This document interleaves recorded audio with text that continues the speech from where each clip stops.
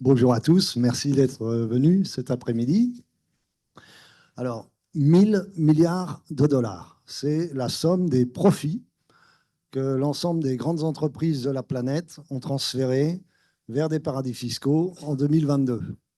Donc, quand j'ai lu cette information, c'était dans un article du Monde fin 2023, à l'heure où on nous explique qu'il faut réduire les dépenses publiques, je me suis dit, ah, l'évasion fiscale, ça c'est un beau sujet pour une conférence au GREP.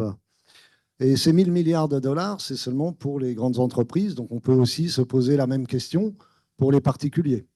Et puis, quelles sont les luttes qui sont menées par les États pour contrer ce phénomène? Quels en sont les effets? Quelles sont les prochaines étapes? Voilà, ce sont quelques questions sur lesquelles notre conférencier aujourd'hui va pouvoir nous éclairer. Alors, nous avons en effet le plaisir d'accueillir Christian Chavagneux. Alors, Christian Chavagneux, c'est un peu une star. Alors, je ne l'avais pas mis dans le papier que je vous ai montré parce que vous m'auriez dit de ne pas le dire. Alors, pourquoi? Parce qu'après de nombreux diplômes en économie, Christian Chavagneux a travaillé à l'Agence française du développement. Il a été chargé de mission au Commissariat général du plan.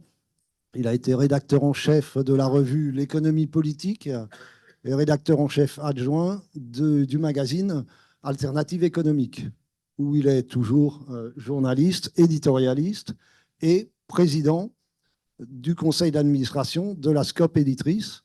Alors une SCOP, pour mémoire, c'est une société coopérative et participative où les salariés sont les associés majoritaires, ce qui est une organisation assez sympathique.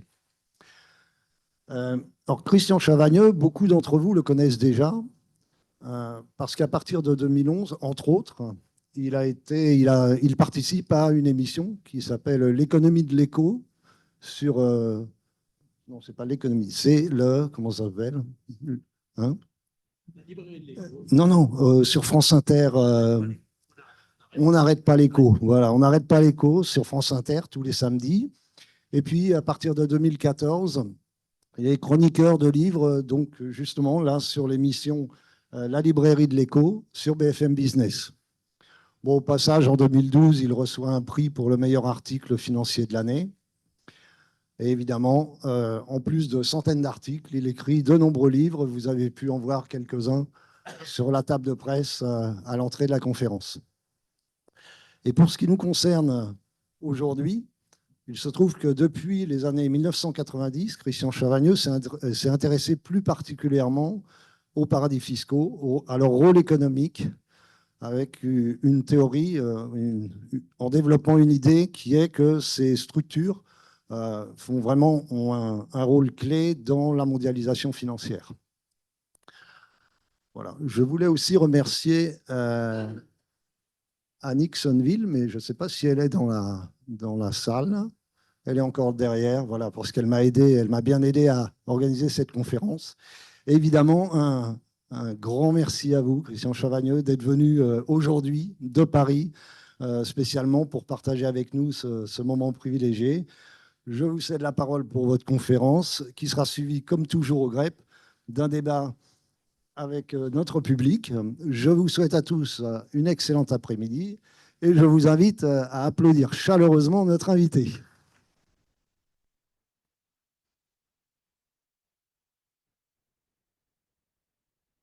Écoutez ce que j'ai à dire, on verra après s'il faut m'applaudir. Merci pour votre invitation. Ça fait toujours plaisir de venir se déplacer à Toulouse. Alors, quand on dit qu'on aime bien venir à Toulouse, parce que soit on est fan d'avion, soit on est fan de rugby. Moi, c'est plutôt le rugby. Je suis désolé, je sais pour mon voisin, c'est plutôt l'avion. En tout cas, merci pour votre invitation. Surtout quand je vois le programme, quand je découvre le programme de cette année. Robert Boyer, Bertrand Badi, Gratalou, Roland Gori, Pierre Conessa, Bernard Lahire. Je vois que vous avez du beau monde.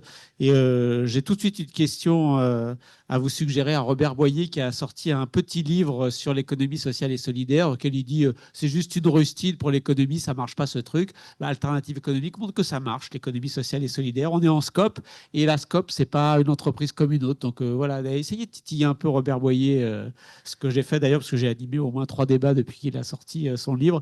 Mais titiller Robert Boyer en disant mais Christian Chavagneux qui est venu, venu et qui a dit que la SCOP Alter Eco, ça marchait. Donc, l'économie sociale et solidaire, c'est pas qu'une rustine quand les choses vont pas bien.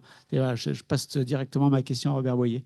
Je vais donc aujourd'hui parler d'autre chose que de l'économie sociale et solidaire. On va parler paradis fiscaux, parce que c'est le sujet que vous m'avez demandé de traiter. On va essayer de faire un constat. Qui utilisent ces territoires un petit peu bizarres. Et puis, est-ce qu'il se passe des choses? Est-ce qu'on peut arriver à lutter contre ces forces économiques, financières, politiques aussi qui sont importantes? Vous avez bien fait de me demander de parler de ce sujet parce que c'est vraiment un sujet d'actualité. J'ai pris une citation, voilà. Les puissants capitalistes habitués à déplacements extérieurs ont beaucoup plus de facilité pour dissimuler une part considérable de leurs actifs que les gens de qualité moyenne ou très modeste. Si je vous demande qui a dit ça, par exemple, ce serait qui? Emmanuel Macron? Sarkozy? Karl Marx? Non, c'est Jean Jaurès en 1912, parce que entre 1900 et 1914, il y a un gros débat en France sur les paradis fiscaux. C'est déjà un sujet d'actualité important. Pourquoi? Parce qu'en fait, depuis la Révolution, on a une taxe sur l'héritage, pour aller vite, et à partir de 1901, en France, on rend cette taxe progressive.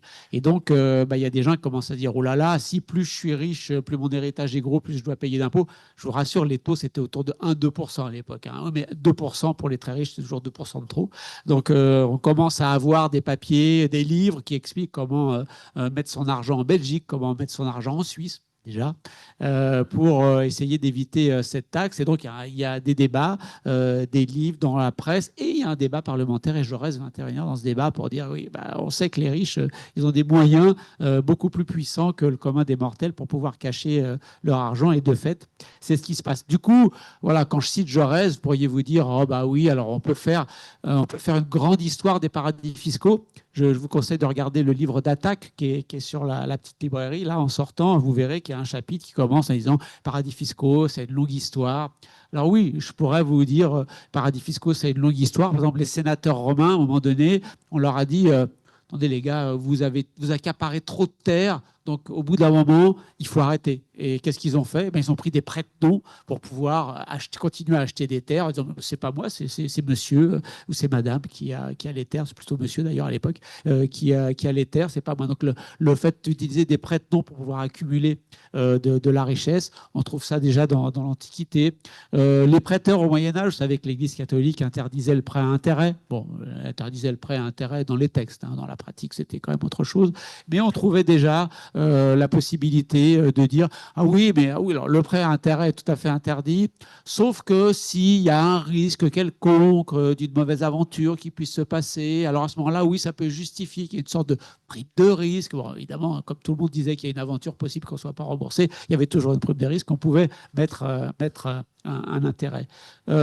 Voltaire aurait dit si vous voyez un banquier suisse sauter par la fenêtre, sauter derrière, c'est qu'il y a de l'argent à faire. Bon, on ne sait pas si c'est vrai ou pas. En tout cas, un banquier suisse, on en avait un à Paris juste avant la Révolution, Jean-Frédéric Perregaux, qui lui, il était le banquier de toute la noblesse, et puis arrive 1789. Et tout d'un coup, il rentre dans l'histoire comme le banquier du comité de salut public. Donc, il finance avec beaucoup de largesse les révolutionnaires, mais comme en même temps, ses anciens clients et ses anciens amis, c'est la noblesse, il organise des transferts d'argent entre Paris et Londres. Vous savez, les émigrés, comme on le disait à l'époque, sont partis, la noblesse de France est partie beaucoup s'installer à Londres.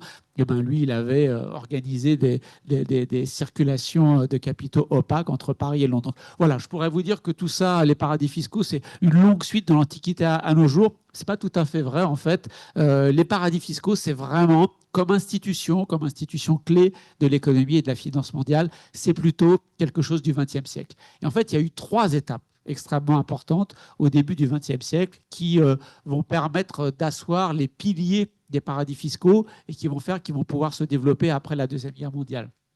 Le premier pilier sont des avocats de New York à la fin du 19e siècle. New York, à la fin du 19e, c'est la grande ville dominante sur le plan économique aux États-Unis. Et quelques avocats disent bon, ce serait bien si on pouvait quand même arriver à ce que les entreprises qui sont nos clients payent moins d'impôts. Donc, ils ont été au New Jersey, ils ont été voir le gouverneur du New Jersey en lui disant écoute, voilà le deal qu'on te propose, si des fois tu voulais bien baisser les impôts sur les profits des entreprises que nous on représente, ben, on pourrait dire aux entreprises venez plutôt vous installer ici et du coup tu toucherais une commission à chaque fois qu'il y a des entreprises qui viennent s'installer et ça pourrait remplir tes recettes budgétaires locales. Et le gouverneur du New Jersey dit ouais, c'est pas mal. Et puis il y a celui du Delaware qui est juste à côté qui dit c'est pas mal aussi ça. Donc il fait venir les avocats new-yorkais qui lui disent la même chose et il se trouve que le Delaware va nettement supplanter le New Jersey parce qu'aujourd'hui encore, si vous prenez les 500 plus grandes entreprises américaines, 70% de ces 500 plus grandes entreprises américaines sont immatriculées au Delaware.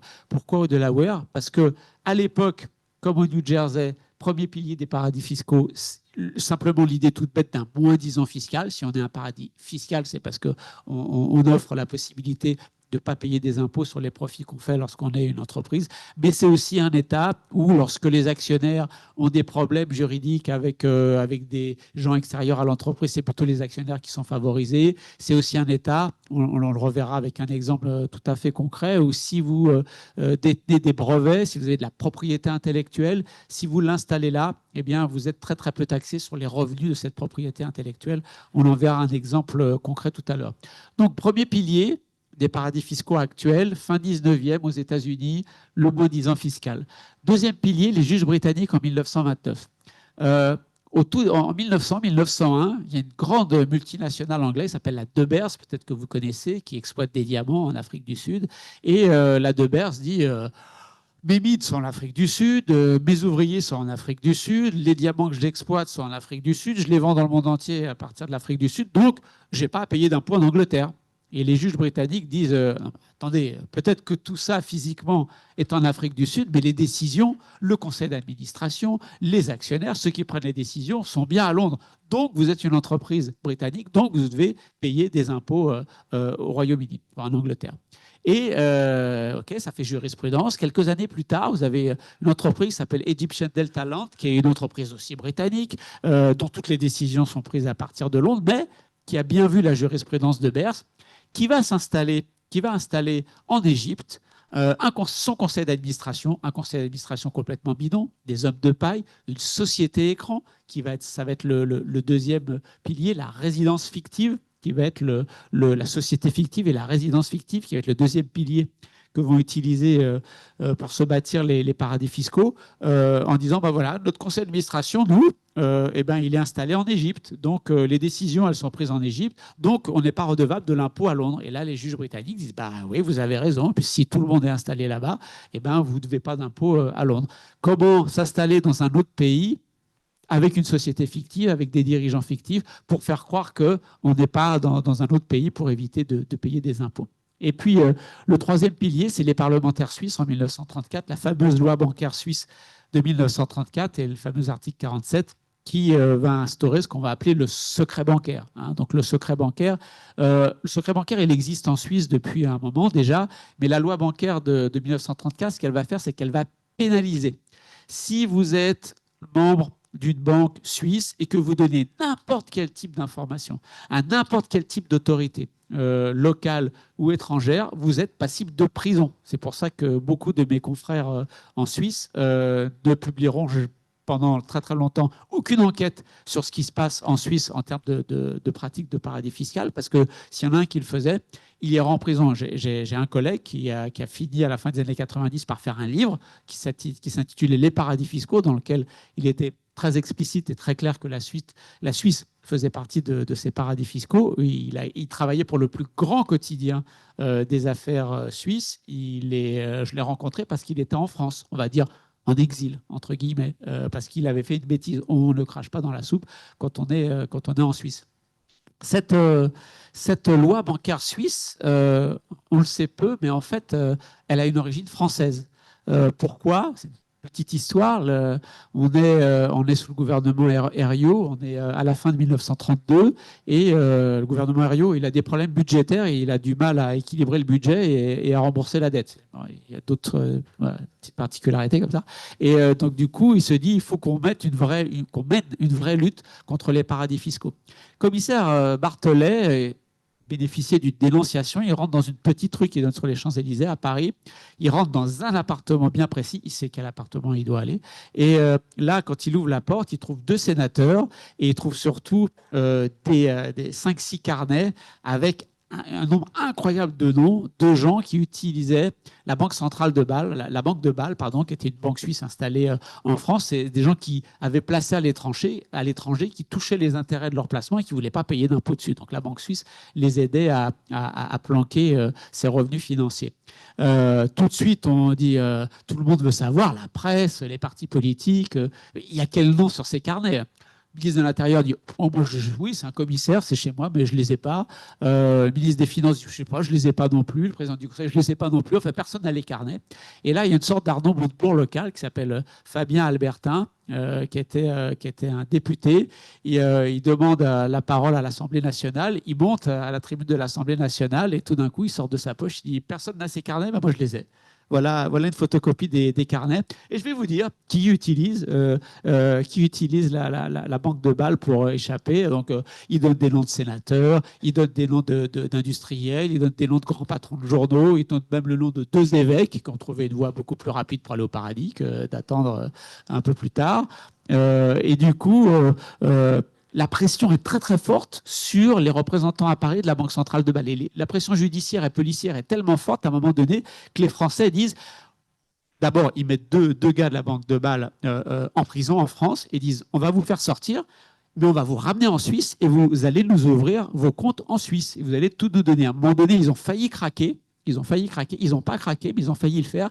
Et c'est à ce moment-là que les parlementaires suisses ont dit « Ouh là là, il ne faut absolument pas que cette situation se reproduise ». D'où la loi bancaire, 2 ans après, de 1934, pour dire dès qu'une personne, même contrainte par un gouvernement étranger qui travaille dans une banque suisse, serait obligée de donner des informations, il irait directement en taule. Donc voilà, on est sûr avec ça, en pénalisant toute révélation d'informations, que le secret bancaire il serait bien protégé. Et donc ça, c'est le 3e pilier. Donc quand on a un paradis fiscal, il faut bien sûr, évidemment, proposer de moins payer d'impôts, mais il faut aussi permettre d'offrir une astuce juridique. Un paradis fiscal, c'est souvent les économistes qui en parlent, mais en fait, les vrais spécialistes des paradis fiscaux, c'est les juristes. Un paradis fiscal, c'est une astuce juridique qui permet de transférer artificiellement l'endroit où vous gagnez quelque chose, des revenus financiers, un salaire, un profit, transférer artificiellement ces revenus, quel que soit le type de revenu, dans un autre endroit où ils seront beaucoup moins contrôlés et donc beaucoup moins taxés. C'est d'abord une astuce juridique, un paradis fiscal. C'est pour ça que les évolutions juridiques, et c'est une loi à chaque fois, qui sont importantes. Ça va constituer les 3 piliers des paradis fiscaux qui vont commencer doucement à se développer à partir de la Deuxième Guerre mondiale. Il y a des travaux d'historiens qui montrent qu'avec la décolonisation française, par exemple, il y a beaucoup de capitaux qui vont sortir d'Algérie, qui vont aller à Monaco, qui vont aller en Suisse, que ça a été un moment un peu important.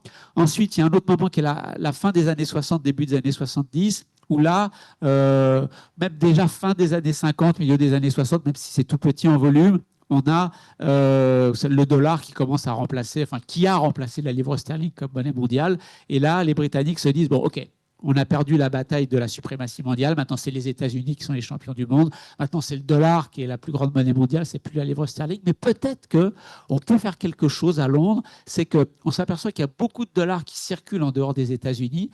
Si tous ces dollars qui circulent en dehors des États-Unis, tout le business pouvait s'organiser à Londres, eh ben, ce serait pas mal. On ferait beaucoup de commissions et beaucoup de business là-dessus. On pourrait gagner beaucoup d'argent. Et de fait, à partir de la fin des années 50, milieu des années 60, c'est ce qui va se passer. C'est ce qu'on va appeler le marché des euro-dollars. Donc, ça n'a rien à voir avec la monnaie européenne. Euro ou xéno-dollars, ça veut dire des dollars qui circulent en dehors du territoire américain. Et ce business, il va être extrêmement opaque. Vous avez un excellent Paul Heinzig, qui est un excellent journaliste du Financial Times, qui est un grand quotidien d'affaires britannique, qui, dès les années 60, dit ce marché des euro-dollars, c'est un truc qui sert aux gens qui veulent éviter de payer des impôts, c'est très opaque, etc., etc. Et vous voyez, dès le milieu des années 70, que des petits territoires qui sont situés dans les Caraïbes commencent à avoir des circulations d'argent qui sont largement disproportionnées par rapport à leur petit système financier local, parce qu'ils servent de sociétés écran, de sociétés fictives pour dissimuler l'argent dans les grands pays. Ça progresse tout doucement jusqu'au milieu des années 90. À partir du milieu des années 90, avec la mondialisation financière, donc à la fois des entreprises et des particuliers, l'utilisation des paradis fiscaux explose complètement. Et c'est à partir de ce moment-là que des gens à Attaque, par exemple, à la fin des années 90, commencent à s'intéresser aux paradis fiscaux. Moi, j'arrive à Altereco en 98 et dès le printemps 99, je propose un dossier pour dire les paradis fiscaux, c'est pas un petit machin marginal où il y a quelques riches ou quelques mafieux qui vont par la porte arrière de la banque pour essayer de cacher un peu de sous. Non, c'est devenu des infrastructures clés de la mondialisation financière, à la fois au service des particuliers, à la fois au service des grandes entreprises. Et je peux vous dire qu'au début des années 2000, donc il y a 25 ans, au début des années 2000, quand j'allais voir les grands économistes de gauche, spécialistes de la finance internationale, et que je voulais les interviewer sur les paradis fiscaux, ils me disaient oh, Christian, là, ça va, c'est bon, c'est un truc marginal, concentre-toi sur les sujets sérieux. Non, je pense qu'ils avaient tort et que c'est vraiment un sujet sérieux. C'est une véritable industrie. Généralement, vous commencez par aller parler à votre banquier, qui va être le maître d'œuvre. Vous savez, quand vous voulez construire une maison, il y a toujours un maître d'ouvrage qui va aller chercher tous les petits artisans. Ben là, généralement, le maître d'œuvre, le maître d'ouvrage, ça va être le banquier. Il va aller chercher d'abord de l'expertise fiscale. Donc là, il va recourir à des cabinets de conseil et des cabinets d'audit, les KPMG, EY, vous avez peut-être entendu parler tous ces noms. Et ces gens-là, ils ont vraiment des experts. D'abord, ils vont commencer par dire, alors, quel type de produit financier on pourrait bien imaginer, un truc nouveau qui pourrait faire plaisir à nos clients pour leur permettre de cacher leur argent. Une fois qu'ils ont inventé un produit financier, ils vont voir les juristes chez eux, leur dire, bon, est-ce que ce truc-là, il tient la route sur le plan juridique. Généralement, les juristes disent non, celui-là, il ne tient pas la route. Donc là, bon, il ne tient pas la route, mais est-ce qu'on essaie de le vendre ou pas? Quelquefois, les juristes disent ça ne tient pas la route. Ils disent bon, on va quand même essayer de le vendre. Parce qu'ils disent à leurs clients si, vous avez 20%, 25%, 30%, 40% de chance que si vous êtes pris la main dans le sac et qu'on vous amène devant un juge, vous gagnez. Mais bon, à vous de prendre le risque, savoir si vous prenez ce risque de perdre devant un juge ou pas. Et puis, si c'est vraiment bien validé, à ce moment-là, vous mettez des commerciaux et vous leur dites, voilà, il y a tel produit financier, il a telle caractéristique juridique, etc. Essaye d'aller le vendre au client et de prendre ta commission là-dessus. Derrière, il faut valider, non plus en interne, mais valider vis-à-vis de la loi ces produits financiers. Donc là, vous avez des cabinets d'avocats qui vont non seulement valider le produit, mais créer les couches d'opacité, les sociétés écrans qui vont faire que, au lieu que ce soit Christian Chavagneux qui détient un produit financier un peu bizarre pour cacher son argent, c'est une fondation du Liechtenstein qui va être l'actionnaire majoritaire d'une entreprise au Panama, qui est elle-même actionnaire majoritaire d'une entreprise qui est aux Seychelles, qui est elle-même actionnaire majoritaire d'une entreprise qui est à Singapour et qui en fait détient mon argent. Et, sauf que la société, moi j'apparais jamais, la société que vous connaissez, Capignon sur rue, c'est celle de Singapour, mais après quand vous êtes un juge, si vous voulez essayer ou si vous êtes le fils qui voulez essayer de comprendre d'où vient l'argent, il faut arriver à désemboîter tout ce que les cabinets d'avocats ont construit avec leur expertise juridique. Une entreprise, ça doit rendre des comptes au sens premier du terme et au sens comptable. Et donc là, vous avez besoin de comptables qui vont bien présenter tout ça vis-à-vis des actionnaires, vis-à-vis du fisc, vis-à-vis de tous les regards extérieurs de gens qui pourraient avoir envie de regarder d'un peu plus près ce que vous faites dans votre entreprise. Donc vous avez aussi besoin de cette expertise comptable. Elle a été bien évidemment largement utilisée au moment des fameux Panama Papers, lorsque on s'est aperçu qu'il y avait des dizaines et des dizaines de milliers de particuliers et des gens assez connus, notamment des dirigeants pays latino-américains, mais aussi européens, qui utilisaient le Panama. Des particuliers, il y en a. Le Tax Justice Network, c'est Une grande ONG qui a été créée il y a 25 ans, à peu près il y a 20 ans, oui, pour lutter contre les paradis fiscaux. Ils avaient une estimation disant que 26 000, les particuliers dissimulent l'équivalent de 26 000 milliards de dollars dans les paradis fiscaux détenus par à peu près 0,1-0,2% de la population mondiale. Donc c'est très, très concentré l'utilisation des paradis fiscaux par des gens qui sont très, très, très fortunés. Il y a une autre estimation qui a été donnée un peu plus tard, plus récente, qui dit en gros c'est 10% de la richesse financière des ménages au niveau mondial. Donc là, on est plutôt sur du 10-15 000 milliards de dollars. Qu'on soit à 15 000 milliards ou qu'on soit à 25 000 milliards, en tout cas, la chose à retenir, c'est que c'est beaucoup. Il y a vraiment beaucoup d'argent dissimulé dans les paradis fiscaux de la part des particuliers. Quand on regarde, vous avez vu plein de fuites de documents, hein, les Swiss Leaks, les Panama Papers, les Paradise Papers, etc., etc. Il y en a eu plein d'autres. Ce qui est intéressant quand on regarde toutes ces affaires, c'est de regarder quels sont les clients, quels sont les gens qui ont utilisé ces paradis fiscaux. Et là, bien évidemment, les très très riches utilisent les paradis fiscaux, mais quand on regarde bien, on s'aperçoit qu'on trouve des patrons de PME, on trouve des gens de 4 sub bien payés dans des grandes multinationales. On trouve des petits commerçants, on trouve des professions libérales. Et puis, on trouve des consultants, des gens qui gagnent beaucoup d'argent. Et on retrouve encore nos évêques, nos hommes d'église qui sont aussi bien présents dans tous ces affaires d'utilisation des paradis fiscaux. Décidément, là, pour le coup, il y a une vraie continuité historique. Quand on regarde de plus près, l'utilisation, dire les particuliers utilisent les paradis fiscaux, quand on essaie de le regarder pays par pays, on s'aperçoit que c'est très, très, très hétérogène quand même.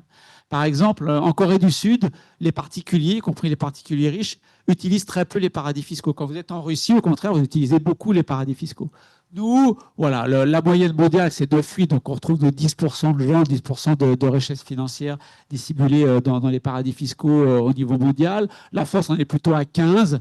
Voilà, et vous voyez que la Russie, ça peut monter beaucoup plus haut. Les Émirats arabes unis, là, qui sont vraiment devenus des hubs, les nouveaux grands paradis fiscaux mondiaux.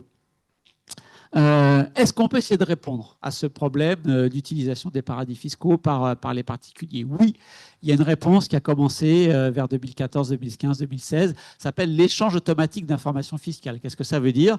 Ça veut dire que on a aujourd'hui, on a toujours le droit d'aller ouvrir un compte en Suisse et d'aller y mettre son argent. Il fallait juste le déclarer au fisc. Et le secret bancaire, c'était bien ça. Non seulement je veux ouvrir un compte en Suisse, mais je ne le dis pas, je ne le déclare pas au fisc. Et si des fois le fisc, il se doute de choses, et ben, qui se débrouille pour aller chercher l'information. Au début, c'était ce qu'on appelait l'échange d'informations à la demande. Le fisc français se doutait que Christian Chavagneux avait un compte en Suisse, qu'il avait placé son argent, qu'il touchait des revenus, mais il n'arrive pas à le montrer. Donc, il fallait que la justice française demande, le juge français demande au ministère de la Justice français, qui transmettait au ministère de la Justice suisse, qui transmettait aux banques suisses, qui disait va te faire voir. Du coup, l'information remontait jamais dans l'autre sens. Il fallait vraiment être très très pugnace quand on était un juge, qu'on voulait avoir l'information. Ça, c'est l'échange d'informations à la demande. Maintenant, il y a l'échange automatique d'informations fiscales. Demain matin, je peux aller ouvrir un compte en Suisse, mais dans les semaines qui vont suivre, Bercy va recevoir un fichier Excel disant Christian Chavagneux et tous les autres Français qui sont arrivés dans les 3 derniers mois ont ouvert un compte en Suisse avec tel montant et ils ont acheté des obligations de Coca-Cola. Donc, c'est l'échange automatique d'informations fiscales. Bercy n'a plus à s'embêter à aller chercher l'information, elle lui arrive automatiquement. Et ça, c'est quand même une belle remise en cause du secret bancaire. Il y a 123 pays aujourd'hui qui participent à ce mécanisme d'échange automatique d'informations fiscales. Le dernier bilan qui a été fait cet été par l'OCDE, donc cette organisation internationale qui s'occupe de gérer ça, c'est 123 millions de comptes. Donc, les fiscs du monde entier ont reçu des informations sur 123 millions de comptes et qui portent sur 12 000 milliards d'actifs. Donc, si vous vous dites, tout à l'heure, il y a une estimation qui nous dit que les riches ont planqué à peu près, enfin, les gens qui utilisent les particuliers, qui utilisent les paradis fiscaux, ont dissimulé entre 10 000 et 15 000 milliards. On a des informations sur 12 000 milliards. Ben voilà, on a réglé le problème, non? Pas tout à fait, pas tout à fait. Ça, c'est Gabriel Zucman, donc un chercheur qui travaille beaucoup sur le sujet et qui est le patron du EU Tax Observatory, qui est une institution qui a été créée l'an dernier. Il a été regardé de près. Bien évidemment, tout ça sont des estimations, hein. Il n'y a pas d'endroit où les gens disent alors j'ai fraudé tant, je l'ai mis en Suisse, et j'ai fraudé tant, je l'ai mis à Singapour. Donc, il faut faire des estimations. Les estimations, il explique bien sa méthodologie, elle est plutôt honnête, donc on peut lui faire confiance.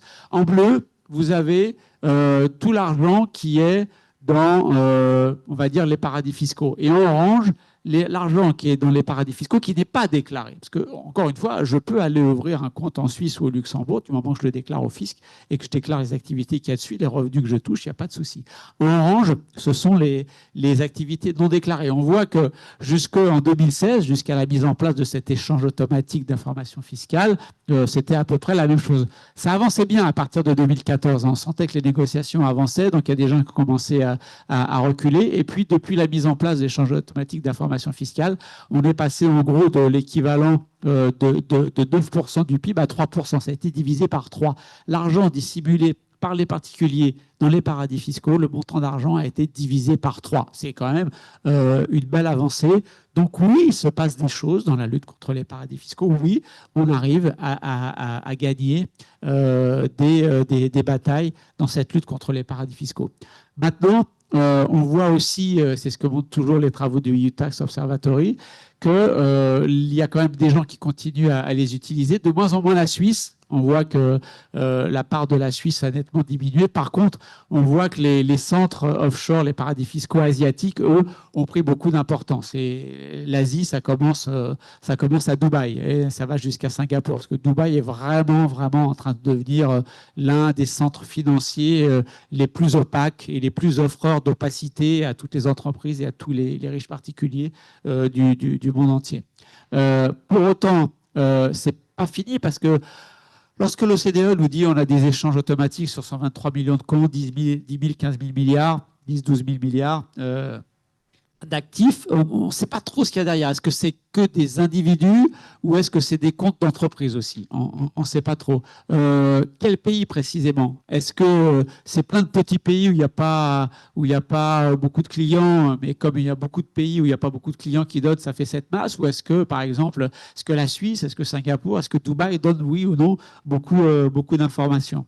Quelle est la part des opérations effectuées par les non-résidents qui est bien couverte par l'échange automatique? On n'est pas sûr que ce soit 100%. Il y a toujours des histoires qui sortent.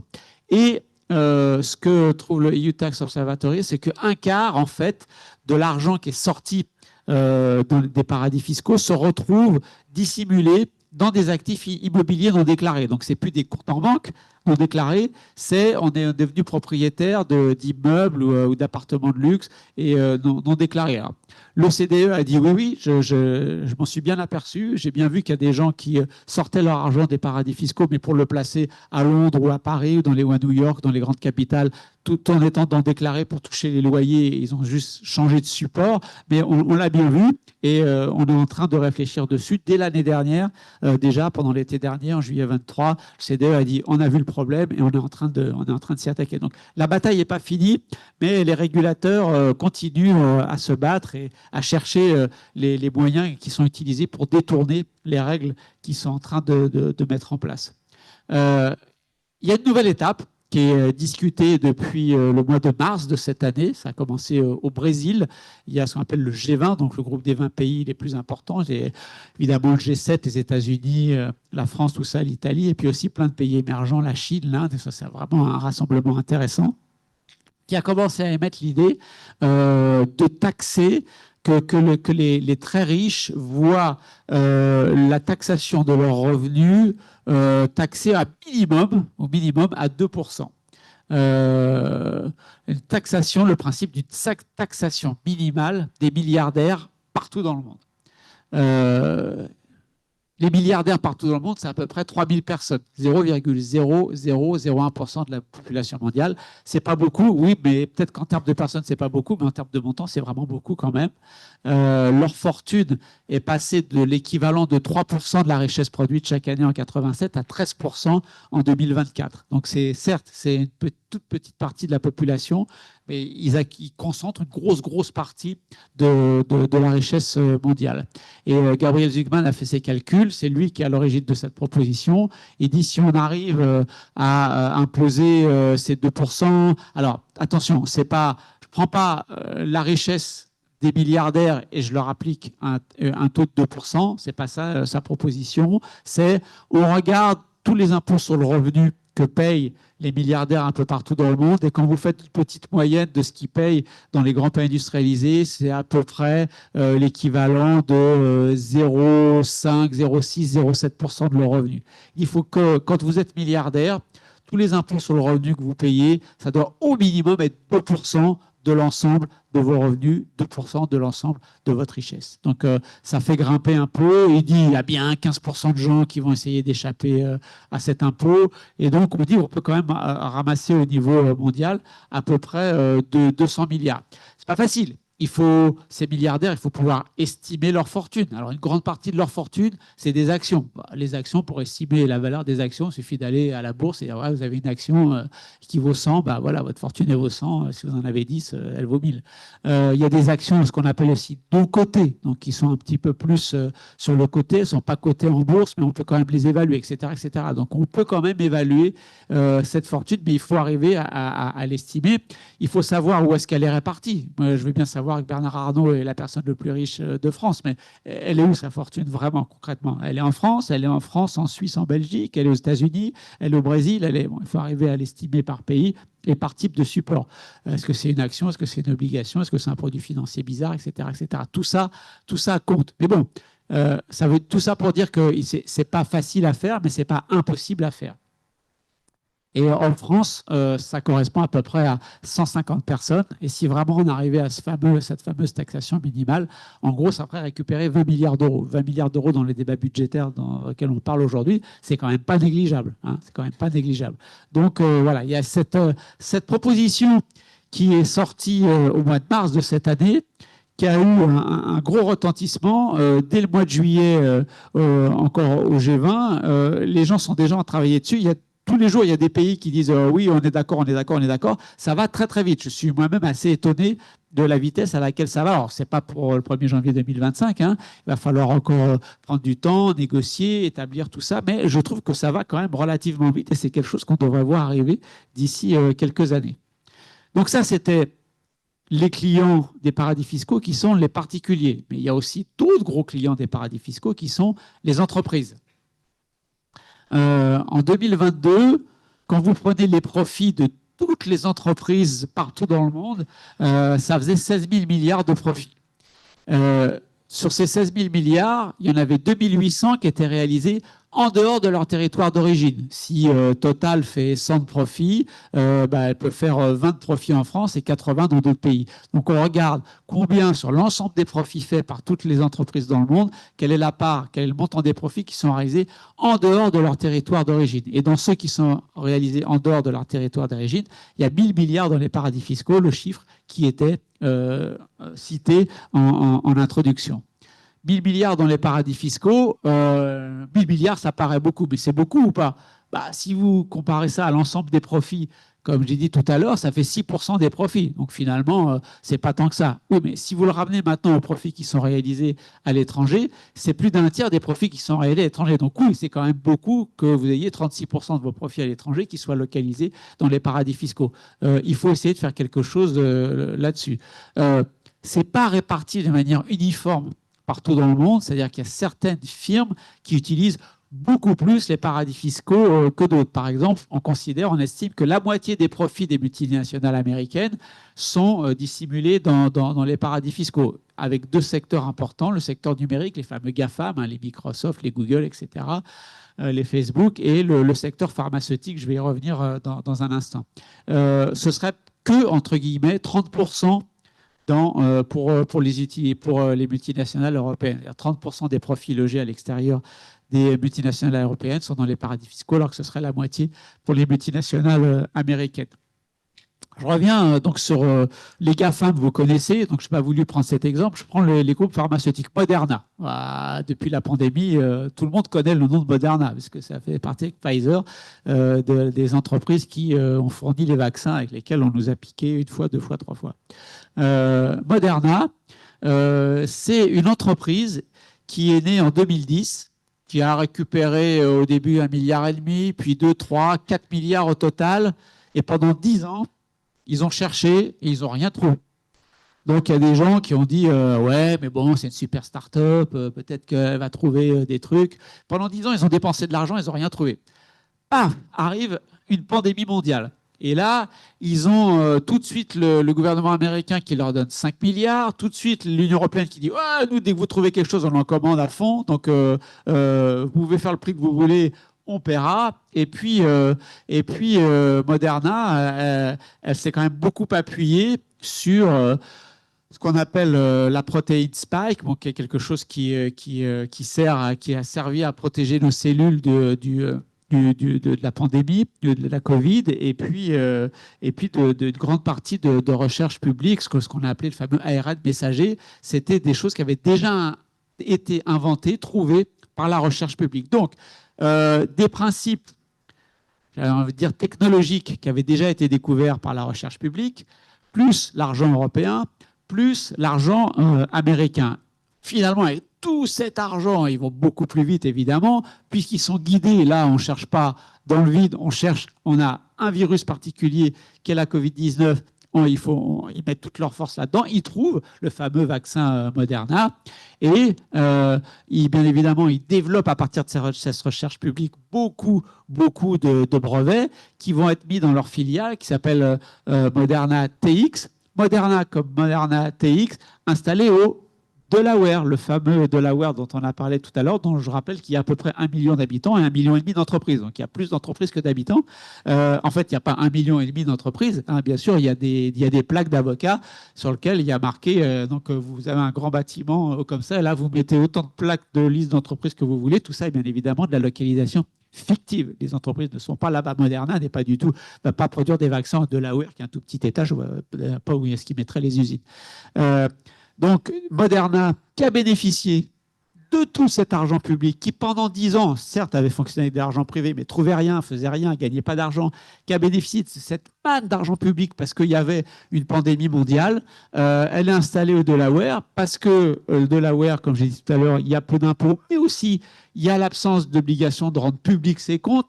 L'impôt sur les sociétés, il est à 8,7%. Comme je disais tout à l'heure, le système judiciaire il est plutôt favorable aux actionnaires dès que vous avez un problème. Et il n'y a aucune taxe sur les revenus des actifs immatériels, c'est-à-dire les brevets, les marques, les logiciels que vous pouvez inventer. Et quand vous regardez ce qui se passe en Europe, eh bien, en juin 2020, Moderna a créé une filiale en Suisse qui va récupérer l'argent des Européens. Donc vous avez une entreprise qui, pendant 10 ans, claque de l'argent privé pour rien. Elle bénéficie d'une pandémie mondiale qui lui tombe dessus comme ça, comme sur nous, d'une manne d'argent public qui se fait des 20 milliards de profits par an et qui décide de mettre ces milliards dans les paradis fiscaux, bien sûr, pour ne rien rendre à l'État et surtout pas payer d'impôts. Voilà ce type de comportement. Cela dit, il ne faut pas faire de l'American bashing. Hein, c'est bien de dénoncer nos petits amis américains, mais chez nous aussi, il se passe des choses. À 56%, ces 1 000 milliards de profits qui sont les paradis fiscaux, ce n'est pas forcément Singapour et Dubaï. Les paradis fiscaux pour les entreprises, ça s'appelle le Luxembourg, ça s'appelle la Hollande, ça s'appelle l'Irlande, ça s'appelle le Liechtenstein, ça s'appelle la Suisse. Donc, vous avez plus de la moitié de l'argent des multinationales, enfin des profits des multinationales qui sont dissimulés dans les paradis fiscaux, qui sont des paradis fiscaux européens. Et les Pays-Bas, c'est un quart à eux seuls. On pointe souvent la Suisse parce que la Suisse, il y a une longue histoire avec la France et puis on sait que les particuliers ont beaucoup utilisé la Suisse, mais les entreprises ont beaucoup utilisé, notamment les multinationales françaises, mais pas que, ont beaucoup utilisé les Pays-Bas, qui est un vrai paradis fiscal installé comme le Luxembourg, par exemple, au cœur de l'Europe. L'Europe, elle perd, par l'utilisation de ces multinationales des paradis fiscaux, on estime qu'elle perd à peu près 20% des recettes de l'impôt sur les sociétés. Aux États-Unis, bien que les firmes américaines l'utilisent plus, c'est que 14% de l'ensemble de l'impôt sur les sociétés, parce qu'il y a quand même beaucoup de profits aux États-Unis. Dans le reste de l'OCDE, c'est 9%. Donc non seulement l'Europe, elle offre les plus gros paradis fiscaux pour que les multinationales échappent à l'impôt, mais en plus celle qui est la plus grosse victime de l'utilisation de ces paradis fiscaux. On a un problème européen dans la lutte contre les paradis fiscaux. Aujourd'hui, malheureusement, il faut le dire, dans la lutte contre les paradis fiscaux, l'Europe, ce n'est pas la solution, c'est une grande partie du problème. La Commission européenne, c'est bien perçu le souci. Elle a essayé plein de fois, Margrethe Vestager, qui jusqu'à la prochaine commission arrive début décembre, là, mais l'ancienne commission, donc elle était responsable du numérique, elle s'est attaquée aux filiales de Fiat au Luxembourg, elle s'est attaquée à Starbucks aux Pays-Bas, elle s'est attaquée à McDonald's au Luxembourg, elle s'est attaquée à Amazon au Luxembourg, et surtout, bien sûr, elle s'est attaquée à Apple en Irlande. Elle a plus ou moins gagné, plus ou moins perdu, mais le cas emblématique, c'était Apple en Irlande, parce que ça, c'est un gros cas. Pourquoi ? Parce que Apple, en dehors des États-Unis, par exemple, lorsqu'elle est en Allemagne, lorsqu'elle est en France, lorsqu'elle est en Espagne ou au Portugal, eh bien, tout ça, toutes ces filiales faisaient très peu de profit parce qu'elles devaient payer des redevances à Apple Sales International, qui est une entreprise qui est située en Irlande, qui elle-même devait payer en partie de l'argent aux États-Unis et en partie dans une autre filiale d'Apple qui, selon la commission, se trouvait nulle part en fait, résident fiscal d'aucun pays. Alors, évidemment, quand vous êtes résident fiscal d'aucun pays, vous payez des impôts à aucun pays. C'est normal et non, c'est fait pour ça. Donc Margrethe Vestager, elle a dit, ça ne va pas du tout. Attaquer Apple sur le plan fiscal, c'est difficile. Margrethe Vestager, qui était la commissaire européenne à la concurrence, elle a dit, voilà la ruse qu'elle essaie de trouver. Elle va dire, les autres entreprises qui sont présentes en Irlande, elles ne bénéficient pas de ce schéma-là. Donc, il y a un avantage indu qui est donné par l'État irlandais à Apple en lui permettant de faire ça. Avantage que si l'Irlande donnait à toutes les multinationales du monde entier, j'aurais rien à dire, moi, commissaire européenne à la concurrence. Mais comme ce montage, il ne bénéficie qu'à Apple, je considère que c'est une aide d'État indue à une seule entreprise. Et les aides d'État indues, moi, commissaire européenne à la concurrence, je peux essayer de les tacler. Donc, elle a monté un gros dossier, Margrethe Vestager, et bien évidemment, Apple et l'Irlande, de mèche, ont dit non, on conteste la décision de la Commission européenne, on va au tribunal européen. Et le première instance a dit oh non, la Commission, elle a fait n'importe quoi, Apple n'a pas du tout triché. L'enjeu, c'est 13 milliards d'euros, parce que la Commission européenne a dit on a fait les calculs. En fait, grâce à ces petites magouilles, là, Apple, pendant plusieurs années, a eu un taux d'imposition de 0,005%. C'est pas possible, ça va pas, on ne peut pas faire ça. Vous devez 13 milliards au fisc irlandais. Le fisc irlandais dit, mais moi, j'en veux pas de ces 13 milliards, évidemment. Ils ont signé ce truc-là pour faire bénéficier Apple et que Apple vienne s'installer, juste toucher des commissions. Ah oui, mais la Commission européenne a dit, vous devez 13 milliards. Donc, ils ont été obligés, Apple, de mettre 13 milliards de côté, dans un compte au cas où. Première instance, l'Irlande et Apple gagnent. Et il y a une semaine, 15 jours, 3 semaines, on a eu donc c'est monté à la juridiction plus haute. Et là, on a eu le résultat. Et finalement, l'instance européenne, la plus haute juridique, a dit si l'attaque de Margrethe Vestager est justifiée, vous, Apple, vous devez payer 13 milliards d'euros au fisc irlandais, qui est bien embêté. Mais enfin bon, voilà, il va quand même se retrouver avec 13 milliards de recettes fiscales supplémentaires. Elle a gagné ce combat contre Apple. C'était un combat important. Est-ce qu'on peut essayer toujours d'estimer comment les multinationales échappent à l'impôt? Donc là, vous avez en rouge la part des recettes fiscales perdu, donc qui se lit sur l'échelle de gauche, ça fait à peu près 10% des recettes d'impôt sur le revenu, d'impôt sur les sociétés. Ça se lit ici, à peu près 10%. Et vous voyez que depuis les années 70, ce taux n'a pas cessé de monter, sauf depuis 2014 à peu près, où ça a l'air de stagner. Ça, c'est la part c'est la part des profits des multinationales installées dans les paradis fiscaux. Là, c'est en pourcentage du PIB, mais si on calculait le chiffre ici, on aurait nos fameux 1000 milliards. Et on voit que depuis le milieu des années 70, ça n'arrête pas de monter, sauf encore une fois depuis 2014. Pourquoi? Parce que depuis 2014, l'OCDE, qui travaille toujours pour ce fameux G20, les 20 plus grands pays du monde, a commencé à mettre en place des procédures pour essayer de traquer toutes les techniques qu'utilisent les multinationales pour dissimuler leurs profits dans les paradis fiscaux. Et ça commence à être efficace. Donc, au moins, la progression a été stoppée. On ne voit pas de plus en plus de profits réalisés à l'étranger par les multinationales qui vont dans les paradis fiscaux. Ça stagne. Si vous avez fait le graphique là, il s'arrête en 2021, je crois. Si vous avez le chiffre 2022, il commence tout doucement à redescendre. Alors bon, vous voyez, hein, ça monte, ça descend, ça monte, ça descend. On ne va pas dire que c'est gagné, mais on voit qu'au moins, ce qu'ont fait les grands pays, ça commence à porter ses fruits.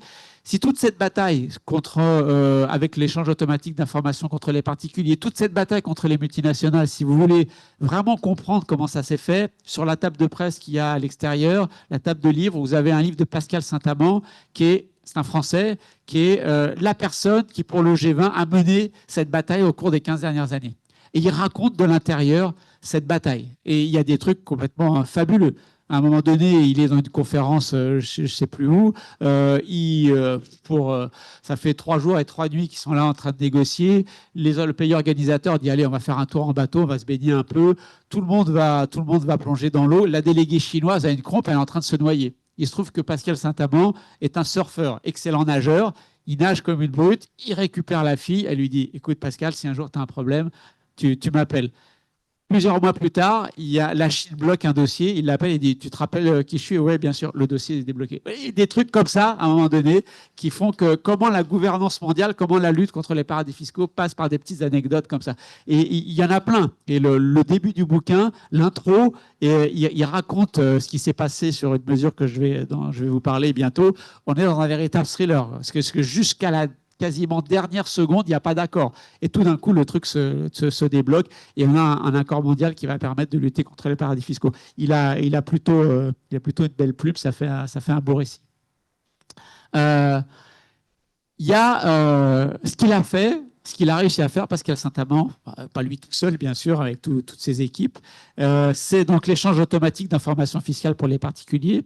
Et il a mis en œuvre, donc il y a eu une première bataille qui a commencé depuis 2014, et il a réussi à faire signer par l'ensemble des pays du monde, c'est ça qu'il raconte dans l'intro de ce bouquin, en octobre 2021, une nouvelle étape dans la lutte contre l'utilisation des paradis fiscaux par les multinationales.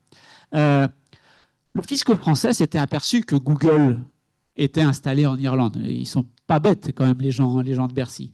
Lorsque vous voulez faire de la pub sur Google, en France, vous ne recevez pas une facture de Google France, vous receviez une facture de Google Irlande.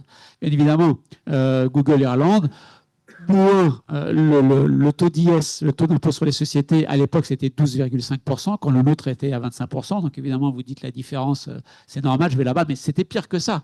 C'était pire que ça. C'est que les accords de type ceux qu'a passé le fisc irlandais avec Apple, ils l'ont passé, c'était un peu différent, mais du même ordre sur le principe. Ils l'avaient passé aussi avec Google pour leur permettre d'avoir un taux d'imposition effectif, pas l'officiel, celui que j'affiche en officiel. Si vous faites un profit de 100, vous me devez 12,5 pour payer. Le taux d'imposition effectif, on était plutôt autour de 2, 3, 4. Même pas à 12,5 alors que chez nous, on était plutôt à 25. Donc, le fisc français s'est bien aperçu que Google faisait ça. Il leur a dit, vous nous devez 1 milliard de redressement fiscal. Et Google a dit, mais attendez, moi, je n'ai pas de présence physique en France. Je ne suis pas présent, je fais tout. Mes serveurs qui permettent à tous les Français d'utiliser Google, ils ne sont pas en France. Donc, je ne suis pas une entreprise française.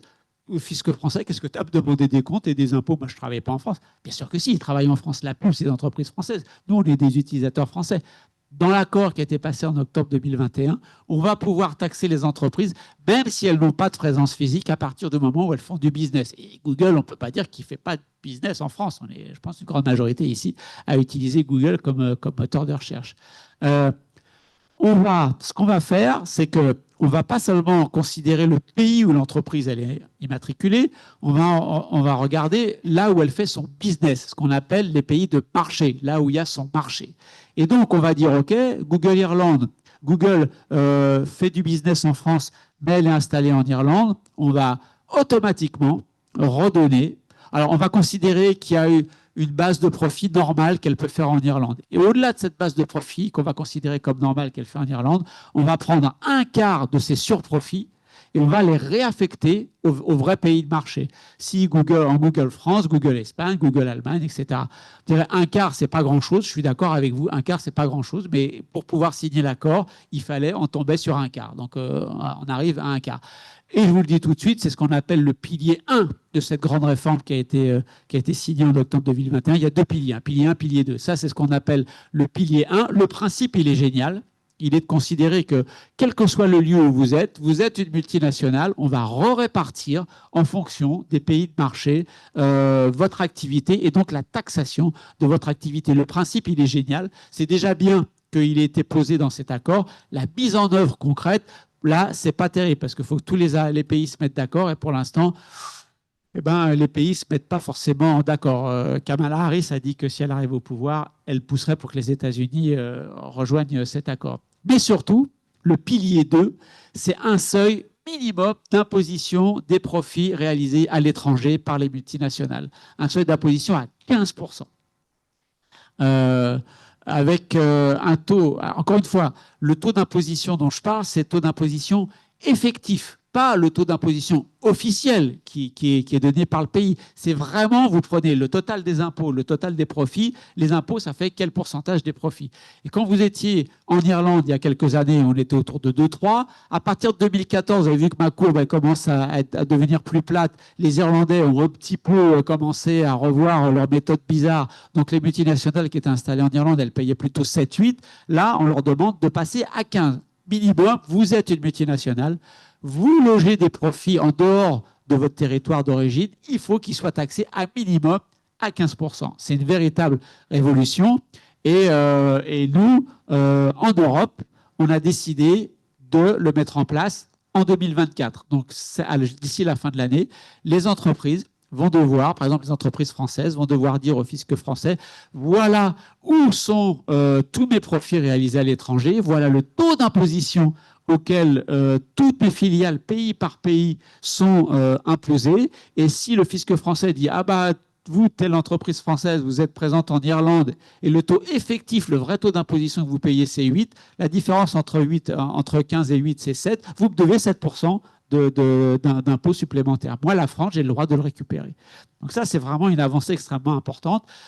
Ça commence en Europe en 2024. Bien évidemment, on commencera à avoir les résultats en 2025. Il faut attendre l'année prochaine. Mais ça y est, c'est quelque chose qui est effectif, qui a été mis en place. Jusqu'à présent, je vous ai parlé des paradis fiscaux comme des territoires où, bien évidemment, on échappait aux impôts, puisque ce sont des paradis fiscaux. Mais il y a un autre souci qui est lié aux paradis fiscaux, c'est qu'ils sont aussi au cœur des crises financières mondiales. Et ça, malheureusement, l'utilisation des paradis fiscaux par les particuliers, on est plus ou moins content, mais il y a des choses. L'utilisation des paradis fiscaux par les entreprises, on est plus ou moins content, mais il y a des choses. L'utilisation des paradis fiscaux par les banquiers, là, il y a plein de choses, et malheureusement, là, on ne fait rien. Vous regardez la fameuse crise des subprimes en 2007-2008, elle commence en fait en août 2007, lorsque la BNP ferme 3 fonds d'investissement, dont un qui a des résultats un peu bizarres, qui est au Luxembourg, pays extrêmement opaque. Vous regardez un rapport dès l'automne 2007 de la Cour des comptes des États-Unis qui disent « Oh, tous ces produits financiers toxiques là, qui commencent à mettre le bazar dans la finance mondiale », en fait, quand vous regardez où ils sont localisés, ils sont localisés pour ce qui est des États-Unis, pour la moitié dans les îles Caïmans, ou encore un endroit où ce n'est pas très, très transparent, très, très clair. Première banque qui va faire faillite au moment de cette crise des subprimes, c'est la banque Northern Rock, c'est une banque anglaise. Vous regardez les comptes de Northern Rock à Londres, la banque Northern Rock, franchement, vous ne voyez rien. Il faut aller regarder les comptes d'une de ses filiales qui est installée à Jersey comme association caritative pour s'apercevoir que cette banque a des emprunts court terme explosifs. Et elle emprunte beaucoup, beaucoup à court terme. Donc, j'emprunte beaucoup le lundi, le mardi, le mercredi. Si un jour les créanciers se disent « Ouh là, l'environnement international bancaire, il n'est pas top, j'arrête de prêter », comme elle dépend d'un endettement à court terme tous les jours très fort, elle se trouve squeezée. elle se retrouve squeezée, c'est la première banque qui va faire faillite. Vous avez pareil, Bear Stearns aux États-Unis, Hypo Real Estate, c'est une banque allemande qui se moque de Bear Stearns en disant ouais, alors Bear Stearns, ils ont fait des produits, ils ont fait des paris financiers complètement fous avec des trucs hyper risqués dans les paradis fiscaux. C'est pas en Allemagne que ça arriverait, ça, dit le ministre des Finances allemand. Boum, 15 jours après, c'est une banque allemande à qui il arrivait exactement la même chose. Avec des fonds d'investissement qui sont immatriculés en Irlande. Vous savez qu'en Irlande, on dit que si vous arrivez pour déposer l'ouverture d'un fonds d'investissement à 2 heures de l'après-midi, tout est tamponné. Les bureaux ferment à 5 heures à Dublin. Et donc, on ne regarde pas trop les dossiers, quoi. On tamponne et on vous permet de faire vos activités en Irlande. Les banques islandaises, bon, elles ont utilisé aussi les paradis fiscaux pour faire leurs bêtises. Madoff, vous vous rappelez de Bernard Madoff, qui avait des filiales en fait un peu partout qui ramassaient l'argent pour venir développer son yacht et les bijoux de sa femme essentiellement, puisque Bernard Madoff, contrairement à ce qu'il disait, ne plaçait pas l'argent des riches particuliers qui lui faisaient confiance, mais il l'utilisait simplement pour avoir une belle vie. Là, je me permets, petite page de pub, j'ouvre la parenthèse. Vous avez sur la table de presse le bouquin sur les grandes escroqueries de l'histoire. Hop, je referme la parenthèse, c'est mon dernier chapitre qui raconte dans le détail l'affaire Madoff et plein d'autres escroqueries. Lehman Brothers, qui est la banque qui fait vraiment faillite. Évidemment, notre ami Lehman Brothers, immatriculé au Delaware, peu transparente, 8000 filiales. Donc, évidemment, comment s'y retrouver là-dedans pour savoir si la banque a pris trop de risques ou pas. Les 8000 filiales, beaucoup se trouvent au Luxembourg, en Suisse, au Bermude, etc., dans tous les paradis fiscaux. Donc, oui, les paradis fiscaux, non seulement ils sont fiscaux, mais ils sont aussi financiers. Et ça, ce problème d'opacité où des institutions bancaires, des institutions financières, soit vont chercher de l'argent et on ne sait pas trop avec quel niveau de risque, soit placent de l'argent et on ne sait pas trop avec quel niveau de risque, et bien ce problème, il est malheureusement toujours pas réglé. Donc Scobank, c'est un exemple encore plus récent d'une banque nordique où là, on a carrément vu que c'était une banque qui facilitait le blanchiment d'argent de la drogue et de plein d'autres cochonneries. Il y a ce qu'on appelle dans la finance internationale la finance de l'ombre, c'est-à-dire c'est des gens qui ne sont pas des banquiers, qui ne sont pas des fonds d'investissement, mais qui donnent confiance à des gens fortunés, qui leur disent apportez-moi votre argent, je m'occupe de le placer, vous vous occupez de rien, je vais vous faire un bon rendement. Et quand vous regardez cette part de la finance de l'ombre, c'est-à-dire c'est une finance qui fait de l'intermédiation, c'est-à-dire je vais chercher de l'argent d'un côté pour le prêter ailleurs, mais ce n'est pas de la banque. La banque, c'est un peu mieux régulé, mais ça, ces fonds-là, ils sont un peu moins bien régulés. Vous voyez le poids de cette finance de l'ombre dans chacun des pays. Vous apercevez que c'est plus de 70% de la finance des îles Caïmans. Vous retrouvez l'Irlande, le Luxembourg, etc. etc. Donc, c'est tous ces problèmes d'opacité financière qui sont liés aux paradis fiscaux, ils sont malheureusement toujours pas réglés. Et là, vous avez un petit calcul qui a été fait sur quelle est la part moyenne des profits qui sont logés dans les paradis fiscaux spécifiquement pour le secteur bancaire. Donc, attention, ce n'est pas la même échelle. Là, vous êtes sur des banques européennes, donc vous avez la Barclays, la Deutsche Bank, etc. Vous voyez que la banque britannique HSBC, c'est celle qui utilise le plus les paradis fiscaux. Et vous voyez quand même que même une banque coopérative comme le Crédit Mutuel peut être à même à utiliser paradis fiscaux, mais voilà, les plus importantes, là c'est sur 2018-2020, vous voyez que BNP Paribas, Crédit Agricole, la Société Générale, ces banques sont présentes dans les paradis fiscaux, en partie pour faire du business. Pourquoi l'ASG, pourquoi BNP, Crédit Agricole vont au Luxembourg? Parce qu'il y a des clients fortunés, parce qu'il y a des grandes entreprises et qu'on peut faire du business, mais c'est aussi pour des raisons d'opacité. Je vais terminer avec le fait que, bien évidemment, je vous ai parlé depuis tout à l'heure d'une bataille qui est menée au niveau européen, d'une bataille qui est menée au niveau mondial. Est-ce que ça veut dire qu'à partir du moment où cet argent il circule partout dans le monde, on ne peut rien faire au niveau national? Non, je pense qu'aussi on peut faire quelque chose au niveau national. Par exemple, renforcer nos administrations fiscales. Sur les 12-13 dernières années, on a perdu 3500 contrôleurs fiscaux. Évidemment, nous, en tant que particuliers, on n'aime pas trop être contrôlés par le fisc. C'est quand même grâce à eux que comme ils disent, les publics à risque peuvent quand même on peut essayer de leur mettre la main dessus. Donc, à Bercy, souvent, les ministres des Finances, ils disent oui, vous inquiétez pas. Oui, c'est vrai, on a viré plein de fonctionnaires qui faisaient du contrôle fiscal, mais maintenant, il y a l'intelligence artificielle. Et l'année dernière, l'intelligence artificielle de fait, en regardant les dossiers, elle a dirigé la moitié des contrôles, sauf que ça a rapporté que 13% des résultats. C'est bien encore les hommes et les femmes qui sont au contrôle à Bercy, qui ont quand même l'expérience, qui au-delà de l'IA peuvent aller chercher les bons résultats. Joe Biden, il a mis après beaucoup d'années de républicains, il a mis depuis 2-3 ans beaucoup d'argent pour réembaucher des contrôleurs fiscaux expérimentés. Ça a rapporté beaucoup, beaucoup plus que la dépense. Donc ça, c'est de la dépense publique efficace. Ça rapporte beaucoup plus que ce que ça vous coûte. Il faudrait se fixer un objectif de réduction des pertes fiscales.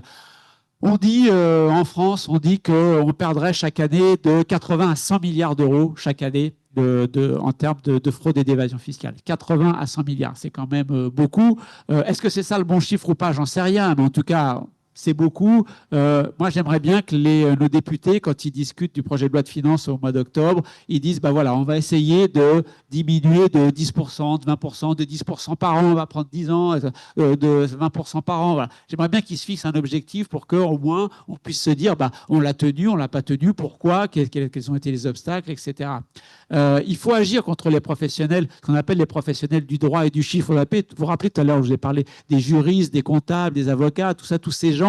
On ne peut pas lutter contre les paradis fiscaux si on ne s'attaque pas à tous ces intermédiaires de l'industrie de l'évitement fiscal. Il y a eu un sondage, alors maintenant il date de 2-3 ans, où on demandait aux plus grands directeurs financiers des multinationales du monde entier, est-ce que vous avez eu de la pression pour truquer les chiffres, pour éviter les impôts? La moitié ont dit oui, on a eu de la pression pour truquer, les chiffres.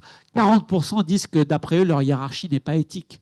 C'est quand même, c'est pas 2-3%, hein, c'est vraiment des pourcentages assez importants. Et les 2 tiers disent, moi, si je lance l'alerte, je vais me faire massacrer et par ma boîte et par la justice. Donc, avant d'être un lanceur d'alerte, bah, vous pouvez attendre un moment.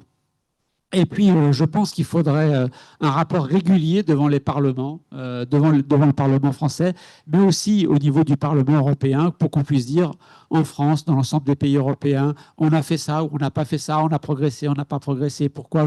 Ça permettrait, si on le faisait à chaque fois au niveau qu'il y a une discussion budgétaire, à chaque fois qu'on a un débat budgétaire, ça permettrait d'être sûr que le sujet revient toujours sur la table et que ce ne soit pas simplement un rapport une fois de temps en temps qui dise ah bah oui, il faudrait faire attention, ah bah oui, c'est dommage, j'espère qu'on va avancer, et puis en fait on n'avance pas. Voilà, il faudrait aussi bien sûr protéger ces lanceurs d'alerte. La loi française a progressé depuis, mais si vous vous rappelez du scandale UBS, les 2 personnes qui ont été les lanceuses d'alerte, il y en a un qui après très longtemps a retrouvé du travail, et la deuxième lanceuse d'alerte, elle vit au RSA aujourd'hui. Voilà, merci. En avant-première, la couve du prochain Alter Eco qui sort jeudi en kiosque sur qui va diriger l'économie. Ça, c'est juste une petite blague. Je vous remercie. Bien, la parole est à vous maintenant. Vous pouvez poser les questions que vous souhaitez à Christian Chavagneux.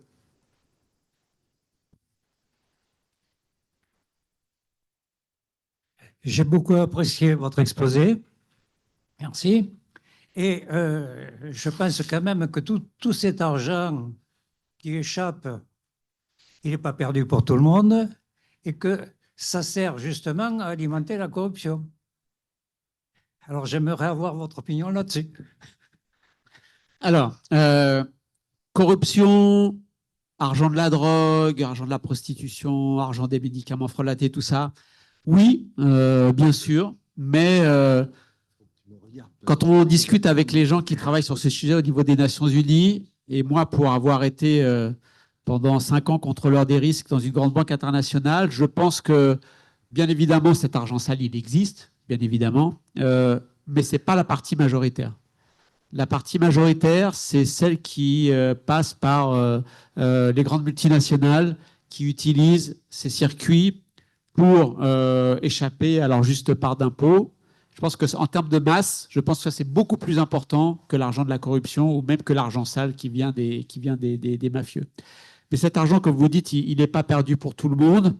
On a eu des études assez intéressantes sur la filiale de quelques GAFA aux États-Unis pour essayer de retrouver l'argent. OK, ils ne payent pas mettent leur profit dans les paradis fiscaux, ils ne payent pas d'impôts dessus. Cet argent, il ne reste pas dans un coffre, dans un paradis fiscal. Parce que comme je vous l'ai dit, un paradis fiscal, c'est une astuce juridique. C'est transférer artificiellement le lieu de résidence, le lieu de propriété de l'argent. L'argent, il n'est pas en Suisse, l'argent, il n'est pas à Singapour, hein, ne vous inquiétez pas. L'argent, il travaille à Paris, à Londres, à New York, à Tokyo. Et on s'aperçoit qu'une partie non négligeable, ironie de l'histoire, une partie non négligeable de cet argent sert à financer la dette publique des États.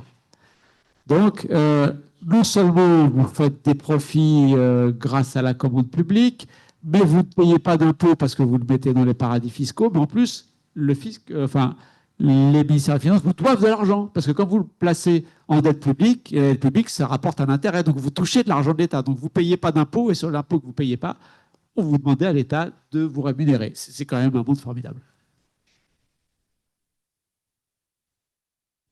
Oui, ici. Merci, merci pour votre présentation. Alors, j'avais une question par rapport donc à tous les chiffres que vous avez exposés. Donc, juste pour essayer de comprendre, enfin, de savoir si j'ai bien compris. Quand vous parlez de la fraude fiscale des particuliers qui représenterait entre 10 000 et 15 000 milliards, suite à l'échange automatique, à la mise en place de l'échange automatique des informations fiscales, a priori, vous avez, alors si j'ai bien compris, vous avez indiqué que ce montant, il aurait été divisé par 3. Oui, l'échange automatique d'informations fiscales qui porte sur des comptes, sur ces comptes, quand vous faites la somme de tout l'argent qu'il y a sur ces comptes, c'est 12 000 milliards. D'accord ? Voilà. Ça, c'est une première chose. Et la deuxième chose, c'est 15 000 milliards. Il représentait à l'époque où c'était estimé à peu près l'équivalent de 9% du PIB mondial. Et là, sur la dernière année dont on dispose, on serait plutôt à 3%. Et donc, c'est bien de tout, enfin, du coup, la différence entre les 9 et les 3%, c'est de l'argent qui a été réintégré au niveau fiscal dans les pays d'origine. Exactement. C'est de l'argent qui est dans les paradis fiscaux, mais les 3% qui restent, c'est ce qui reste de non déclaré. On était à 9% non déclaré, maintenant on n'est plus qu'à 3% non déclaré, donc on a récupéré l'équivalent de 6% du PIB, c'est ça. Et du coup, ça fait quand même une grosse manne quelque part. Et est-ce que ça, comment ça se concrétise en fait dans les pays? J'imagine du coup en France, est-ce qu'il y a une évaluation du montant supplémentaire d'impôts qui a été récupéré grâce à cette mise en place? Oui, tout à fait. Dans beaucoup de pays, il y a une évaluation des montants supplémentaires, d'autant plus qu'en France, ça a pris un chemin particulier qui a été une sorte de cellules d'autodénonciation. Lorsque, juste avant que l'échange automatique d'informations fiscales soit mis en place, le fisc français a dit, écoutez, vous qui planquez de l'argent dans les paradis fiscaux, vous voyez que c'est en train d'avancer au niveau mondial, là, ça va bientôt être bouclé. Donc, si par l'échange automatique d'informations fiscales, je vous prends la main dans le sac, vous allez payer les impôts de retard, vous allez payer des intérêts sur les impôts de retard. Et si vraiment vous avez bien magouillé et que je vous prends la main dans le sac, je vais peut-être même vous faire un procès, vous irez en tôle. Si vous voulez éviter tout ça, venez donc vous dénoncer tout seul. Et à ce moment-là, vous paierez bien évidemment les impôts de retard, des intérêts sur les impôts de retard, mais je ne vous collerai pas de procès. Et donc cette fenêtre qui a été ouverte par Bercy pendant 2-3 années, elle a fait affluer quand même beaucoup de monde. J'ai plus totalement les chiffres en tête, mais on est autour de 5, 6, 7 milliards donc, d'actifs qui n'étaient pas déclarés, qui sont revenus se déclarer et qui ont pu être imposés avec des impôts de retard, avec des intérêts de retard, etc. Donc oui, ça a été plusieurs milliards pour beaucoup de fiscs et notamment plusieurs milliards pour le fisc français, mais c'est un one-shot. La personne vient, elle paye les impôts et puis l'année d'après, bien sûr, c'est un peu moins. Ah, d'accord, ok, c'est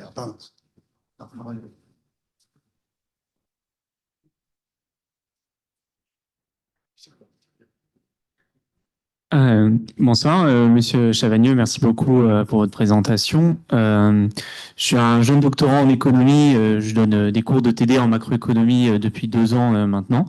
Et notamment, j'ai un sujet sur l'évasion fiscale avec une question un peu classique, on va dire, qui est le fait de lutter contre l'évasion fiscale ou le fait d'augmenter les impôts, hein, d'ailleurs, les deux sont un petit peu reliés, entraînerait, notamment pour les économies développées, de la fuite des capitaux. C'est-à-dire que les capitaux, concrètement, se déplacent du fait de cette lutte-là. En fait, même, on va dire, du simple effet d'annonce, du fait d'être plus assertif sur ce genre de politique.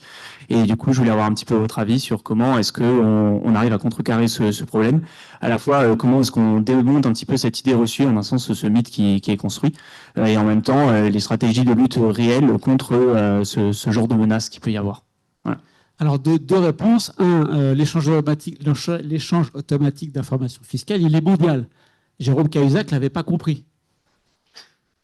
Puisqu'il a dit, oh là là, il commence à voir que j'ai un compte en Suisse, je vais le mettre à Singapour. Oui, mais l'échange automatique d'informations mondiales, il est mondial. Donc, Singapour aussi donne les informations. Ça ne sert à rien de passer l'argent de Suisse à Singapour. Donc, comme cet échange automatique, il est mondial, vous pouvez toujours essayer de passer d'un pays à l'autre. Normalement, si c'est un pays, on est dans la liste des 123 pays qui coopèrent, alors vous trouverez toujours un petit canton suisse, une petite île dans les Bermudes qui va toujours ne pas donner l'information. Vous avez un pays comme Malte, cœur de l'Union européenne, qui vend des passeports et qui dit vous voulez ne pas déclarer l'argent que vous avez gagné, je vais vous donner un passeport maltais. Vous êtes russe, vous voulez cacher de l'argent, on va dire que c'est pas de l'argent russe, on va dire que c'est de l'argent européen. Vous me donnez combien pour acheter mon passeport maltais? Donc il y a des ruses toujours pour essayer de contourner. Mais avec l'échange automatique d'informations fiscales, les territoires qui prennent ce risque, bon, bien évidemment, ils gagnent plus d'argent parce que plus vous proposez de l'opacité pour contrecarrer les risques d'être pris, plus ça coûte cher. Donc, plus ils tondent les riches. Moi, je pense que les riches font quand même pas mal tondre quand ils utilisent des paradis fiscaux. Mais quand vous faites ça, vous vous retrouvez non plus seulement avec les riches anglais et les riches américains dans un territoire, vous vous retrouvez avec des barons de la drogue et de la prostitution ou du trafic d'enfants. Là, quand ça sort dans la presse, c'est quand même un peu moins bien qu'avant. Hein. Et puis j'avais... ah oui, la deuxième réponse, c'est que c'est vrai qu'on me dit souvent, oui, de toute façon, si vous taxez un peu plus les riches, si vous décoincez plus, ils vont partir, ils vont essayer d'éviter. Sauf que maintenant, vous avez une grande ONG américaine qui s'appelle Patriotic Billionaires, qui regroupe plusieurs centaines de milliardaires américains dont le mot d'ordre de cette ONG, c'est taxez-nous plus. C'est absolument un scandale qu'avec la fortune qu'on détient, on ne soit pas plus taxé. Le grand patron du fonds Berkshire Hathaway, dont le nom m'échappe, là, mais grand financier américain, un jour, il est arrivé à la presse et vous savez que ma secrétaire, la personne qui fait l'accueil chez moi, elle paie plus d'impôts en proportion de son revenu que moi. Franchement, c'est pas possible. Vous avez Marlène Engelhorn qui vient de sortir, dont le livre en allemand vient d'être traduit, c'est une Autrichienne, qui le livre en allemand là sort la semaine prochaine, je crois, au début octobre, c'est la semaine prochaine, en français, qui est la petite fille des héritières de BASF, la grande multinationale allemande. Quand sa grand-mère est décédée l'année dernière ou il y a 2 ans, elle s'est retrouvée avec 25 à 30 millions d'euros comme ça, parce qu'elle était juste la petite fille qui était née dans la bonne famille. Et elle a dit, mais c'est un scandale. Donc, ce qu'elle a fait, elle a pris, sur les 27-28 millions d'euros qu'elle a touchés, elle en a pris 25 millions. Elle a demandé à un institut de sondage de lui faire un panel des Autrichiens représentatifs de l'ensemble de la population. Elle les a mis ensemble. Elle leur a dit, vous avez 25 millions à claquer, dites-moi où vous voulez le mettre. Et ils ont fait une liste, en se parlant tous sur plusieurs week-ends, ils ont fait une liste de 70-75 associations de lutte contre la pauvreté, contre les pays du tiers-monde, pour aider les pays du tiers-monde, etc. Ils ont choisi 70 associations et les 25 millions vont partir comme ça. Elle s'est gardée 2-3 millions pour avoir une vie à peu près sympa, mais elle a dit, moi, je ne peux pas hériter de cette fortune comme ça et la garder alors que j'ai rien fait de ma vie. Au moment où elle a arrêté, elle était étudiante. Mais je n'ai pas gagné cet argent. Il n'est pas à moi. Donc, elle le rend à la collectivité. Et on a aussi cette ONG européenne qui s'appelle Tax Me Now, qui a été initiée en partie par Marlène Engelhorn. Voilà, les milliardaires, vous trouverez toujours des gens qui trouvent qu'un euro d'impôt, c'est un euro de trop, quoi, et que le socialisme et l'URSS est pas loin derrière. Mais je pense que quand même, il y a un changement de mentalité de la part des personnes très très riches et qu'on le voit aux États-Unis, on le voit en Europe. Il y a aujourd'hui des gens qui disent qu'il y a des évolutions politiques. C'est pas innocent que ce soit un peu en Europe, aux États-Unis, hein. Il y a eu Trump qui est passé par là. Il y a les montées de l'extrême droite en Europe. Donc il y a quand même des gens très très riches qui disent à un moment donné, quand c'est tout pour pas beaucoup de monde, ça finit par créer des problèmes politiques et finalement on sera payant. Il vaut peut-être mieux qu'on paye un peu plus d'impôts maintenant.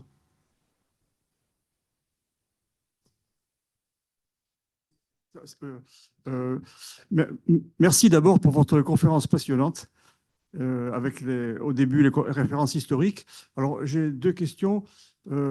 Dans les facultés de droit, droit des affaires, et dans les grandes écoles bon, comme, enfin, économiques, TBS, TSE, LSE, etc., est-ce qu'il y a maintenant des cours dédiés là-dessus pour sensibiliser les étudiants à ces pratiques, pour essayer peut-être d'ailleurs de les amener un jour ou l'autre à participer à dénoncer ces pratiques-là. Et d'autre part, une autre question, au plan pénal, alors on a l'impression qu'il n'y a pas grand-chose, pas beaucoup de poursuites, vous voyez, lorsque quelqu'un est pris la main dans le sac. Voilà, alors bon, si vous pouvez répondre à ces deux questions. Merci. Alors, chez les juristes, je ne peux pas vous dire, je ne sais pas. Chez les économistes, il est bien loin le temps où, quand j'allais voir les économistes spécialistes de la finance, ils me disaient écoute, Christian, occupe-toi de choses sérieuses. Ça a complètement changé. Aujourd'hui, vous avez non seulement. La France est au cœur d'un réseau mondial d'économistes qui sont très attachés à lutter contre ces pratiques d'évitement fiscal. Ce n'est pas pour rien que le EU Tax Observatory soit dirigé par un économiste français. Enfin, Gabriel Zucman, il est à cheval entre la France et les États-Unis. Et il y a tout un paquet de doctorants, vous avez tout un paquet de chercheurs aujourd'hui qui travaillent sur ces sujets. Les économistes ont enfin pris le sujet au sérieux.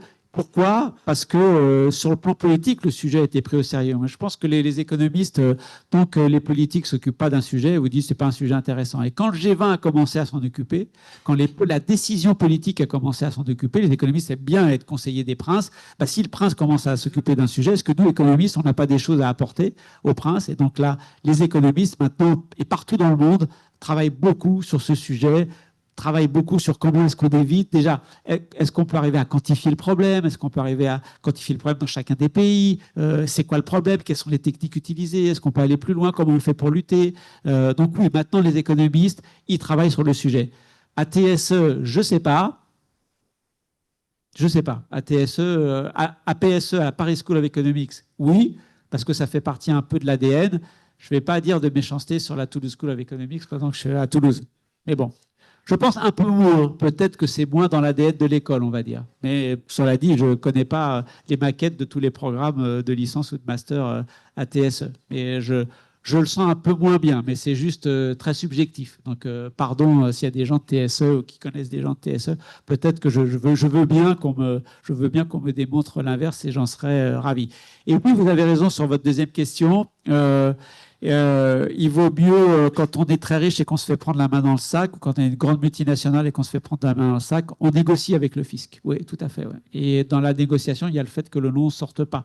Et de temps en temps, quand il y a des gens qui sont vraiment réticents, le fisc aime bien, en fait, parce qu'on va faire un exemple. L'héritière Nina Ricci, par exemple, dont personne ne connaissait le nom, dont on n'avait jamais entendu parler, elle a été prise la main dans le sac, n'a pas voulu négocier, et ben, il y a eu un procès public. Et là, quand vous avez un procès public et tous les journalistes qui, jour après jour, racontent le procès et donnent votre nom et dénoncent les turpitudes, franchement, c'est pas top. Donc, on préfère effectivement ne pas aller jusque-là, ne pas aller jusqu'au procès et plutôt négocier. Michel Sapin, quand il était ministre des Finances, a aussi permis de développer toutes ces procédures à l'amiable qui permettent... alors bon, c'est disputé, hein. On peut dire, oui, mais ces gens-là, ils ont vraiment fraudé, ce serait bien qu'il y ait un procès public et qu'ils soient un peu dénoncés. Oui, mais un procès public, vous n'êtes pas sûr de le gagner parce qu'ils ont quand même des sacrés avocats en face. Et puis, ça prend beaucoup de temps. Une procédure à l'amiable, vous êtes sûr de gagner et l'argent, il rentre vite. Donc voilà, il y a des avantages et il y a des inconvénients des deux côtés. Et moi, j'ai je connais beaucoup de gens dans les ONG qui luttent contre les paradis fiscaux qui n'aiment pas ces procédures à l'amiable parce qu'ils disent, oui, bah, OK, si on avait peut-être été au procès, on aurait peut-être pu récupérer. Oui, on aurait mis plus de temps, mais on aurait peut-être pu récupérer plus d'argent et puis il y aura un effet d'énonciation qui serait beaucoup plus fort. Donc voilà, vous pouvez être partagé, mais vous avez raison, en tout cas, on va très rarement jusqu'au procès et à la dénonciation publique. Bonsoir, je vous remercie de votre conférence. Vous avez parlé des sociétés écrans avec les experts comptables, les avocats, etc. Mais vous n'avez pas parlé de Tracfin qui poursuit et je pense qu'il est assez efficace là-dedans pour qu'ils déclarent par rapport à leurs clients des soupçons. Et je pense que là, Tracfin serait assez efficace là-dessus dans les sociétés écrans. Et ma deuxième question, c'est par exemple au Cap d'Antibes ou sur la Côte d'Azur, il y a de très beaux yachts de toutes les nationalités et qui souvent sont des gens, appartiennent à des propriétaires qui mettent leur argent dans les îles Caïmans ou autres. Qu'est-ce qu'on fait là-dessus sur les signes extérieurs de richesse? Voilà. Alors, Tracfin, c'est très particulier puisque c'est fait pour lutter contre l'argent sale. Le Tracfin n'est pas fait pour lutter contre la fraude fiscale. Tracfin, c'est pour traquer l'argent sale. C'est l'argent des mafieux, en gros, pour aller vite. Donc oui, Tracfin nous a bien aidés dans cette lutte, notamment en faisant avancer ce qu'on appelle les listes de bénéficiaires effectifs des sociétés. Quand vous empilez des sociétés écrans, il y a une façon de répondre à ça qui est de dire à chaque fois que dans un pays vous immatriculez une entreprise, il faut que dans ce pays on fasse une liste des bénéficiaires effectifs des sociétés. Donc il y a beaucoup de pays qui font cette liste. Il y a des pays qui ne le font pas et des pays qui font. Et malheureusement, dans les pays qui font, c'est souvent pas public. En France, on le faisait. Ça a été public et il y a des gens qui se sont plaints et là, malheureusement, la jurisprudence européenne a indiqué que on n'était plus obligé de rendre cette information publique. Il faut que vous montriez d'un intérêt spécifique à recevoir cette information. Alors, si vous êtes journaliste, quand vous voulez témoigner de ce qui se passe et vous voulez expliquer la façon dont le monde fonctionne, vous faites partie des gens qui peuvent être intéressés, donc à qui on peut donner l'information. Mais c'est plein de démarches. Ça a été, ne serait-ce que tout bêtement, informatiquement, c'était très difficile de le faire. Maintenant, ça redevient un peu plus facile, etc. Mais bon, Tracfin nous a aidés de ce point de vue-là à mettre en place au niveau européen des législations, nous a aidés à réfléchir au sujet des bénéficiaires effectifs des sociétés. Mais Tracfin, c'est les déclarations de soupçons, c'est vraiment plutôt pour les particuliers mafieux, on va dire. C'est plutôt pour ça. Qu'est-ce qu'on fait pour les yachts? La partie... quand vous êtes quelqu'un de très très riche, ce qu'on voit évidemment, c'est vos voitures de luxe, vos yachts et vos châteaux. Mais ça représente une infime partie de votre fortune en fait. Votre fortune, elle est liée aux actions, elle est liée aux titres financiers ou au logement de luxe que vous détenez un petit peu partout dans le monde. Donc si on arrive à montrer que les revenus de ces produits financiers ou les revenus de ces maisons de luxe ne sont pas déclarées, alors on peut aller regarder d'un peu plus près. Mais les gens qui ont des yachts absolument extraordinaires et qui sont capables de dépenser plusieurs dizaines de millions d'euros, tout d'un coup, on ne les découvre pas avec un beau bateau, quoi. Généralement, on les connaît. Et quand on ne les connaît pas, et que à ce moment-là, on attend qu'il y ait une guerre, et quand il y a une guerre, et tout d'un coup, on s'aperçoit que si on veut l'information, on sait trouver que tel yacht appartient à un Russe et celui-là appartient pas à un Russe, quoi. Donc on s'est aperçu qu'au moment où vous n'avez besoin de le trouver, on pouvait le trouver. Mais on n'a pas découvert que ces personnes riches russes avaient, enfin, que les personnes qui détenaient un yacht étaient des riches russes. On savait déjà que c'était des riches russes. Donc, c'est ce qu'on voit, mais je pense encore une fois, c'est toute petite partie de leur fortune. On savait déjà que c'était des personnes riches. Oui, bonsoir. Merci pour tout ce matelas de chiffres qu'on a du mal à digérer. Et j'ai deux questions. Ça veut dire quand on publie le patrimoine des milliardaires, Bernard Arnault, 250 milliards, je crois, etc., ça veut dire que dessous ou derrière, il y a un matelas qu'on peut imaginer caché ou pas connu. Enfin, ça ne représente pas la réalité, d'après ce que vous dites. Et bon, c'est une question. Et la deuxième, c'est est-ce que quand il se réinvestit de partie de cet argent, de ses profits cachés dans le cycle normal, moi je me demande si tous ces milliardaires, finalement, qu'ils soient privés ou qu'ils soient des sociétés, ils accumulent des milliards et on peut se demander qu'est-ce qu'ils veulent en faire. Est-ce que c'est pour mieux contrôler le monde, puisque le capitalisme est en train de remplacer un peu une certaine forme de pouvoir des États? Est-ce que cet argent ne sert pas d'une manière ou d'une autre à contrôler le monde quelque part? Et la troisième question, c'est en 2013, après la crise de 2008, qui a eu toute cette espèce de régulation pour séparer dans les banques les dépôts des particuliers et la finance industrielle, ou les banques de profit plutôt, ou le profit des banques. Après avoir dit Hollande, l'ennemi c'est la finance, en 2013, je me rappelle qu'au cours d'une réunion où ils présentaient le résultat de ce qu'ils avaient prévu pour contrôler tout ça, la BNP a dit finalement ça ne concerne que 2 ou 3% de mes actifs, donc pas de problème. Merci. Alors, je vous rassure, ce n'est pas sous le matelas du tout. L'argent dissimulé, il n'est pas sous le matelas. Le principe de base, donc comment est-ce qu'on estime la fortune? En France, c'est nos confrères de Challenge. Tous les pays ne font pas ça, hein. Aux États-Unis, on le fait. En Allemagne, on ne le fait pas, par exemple. En France, on le fait.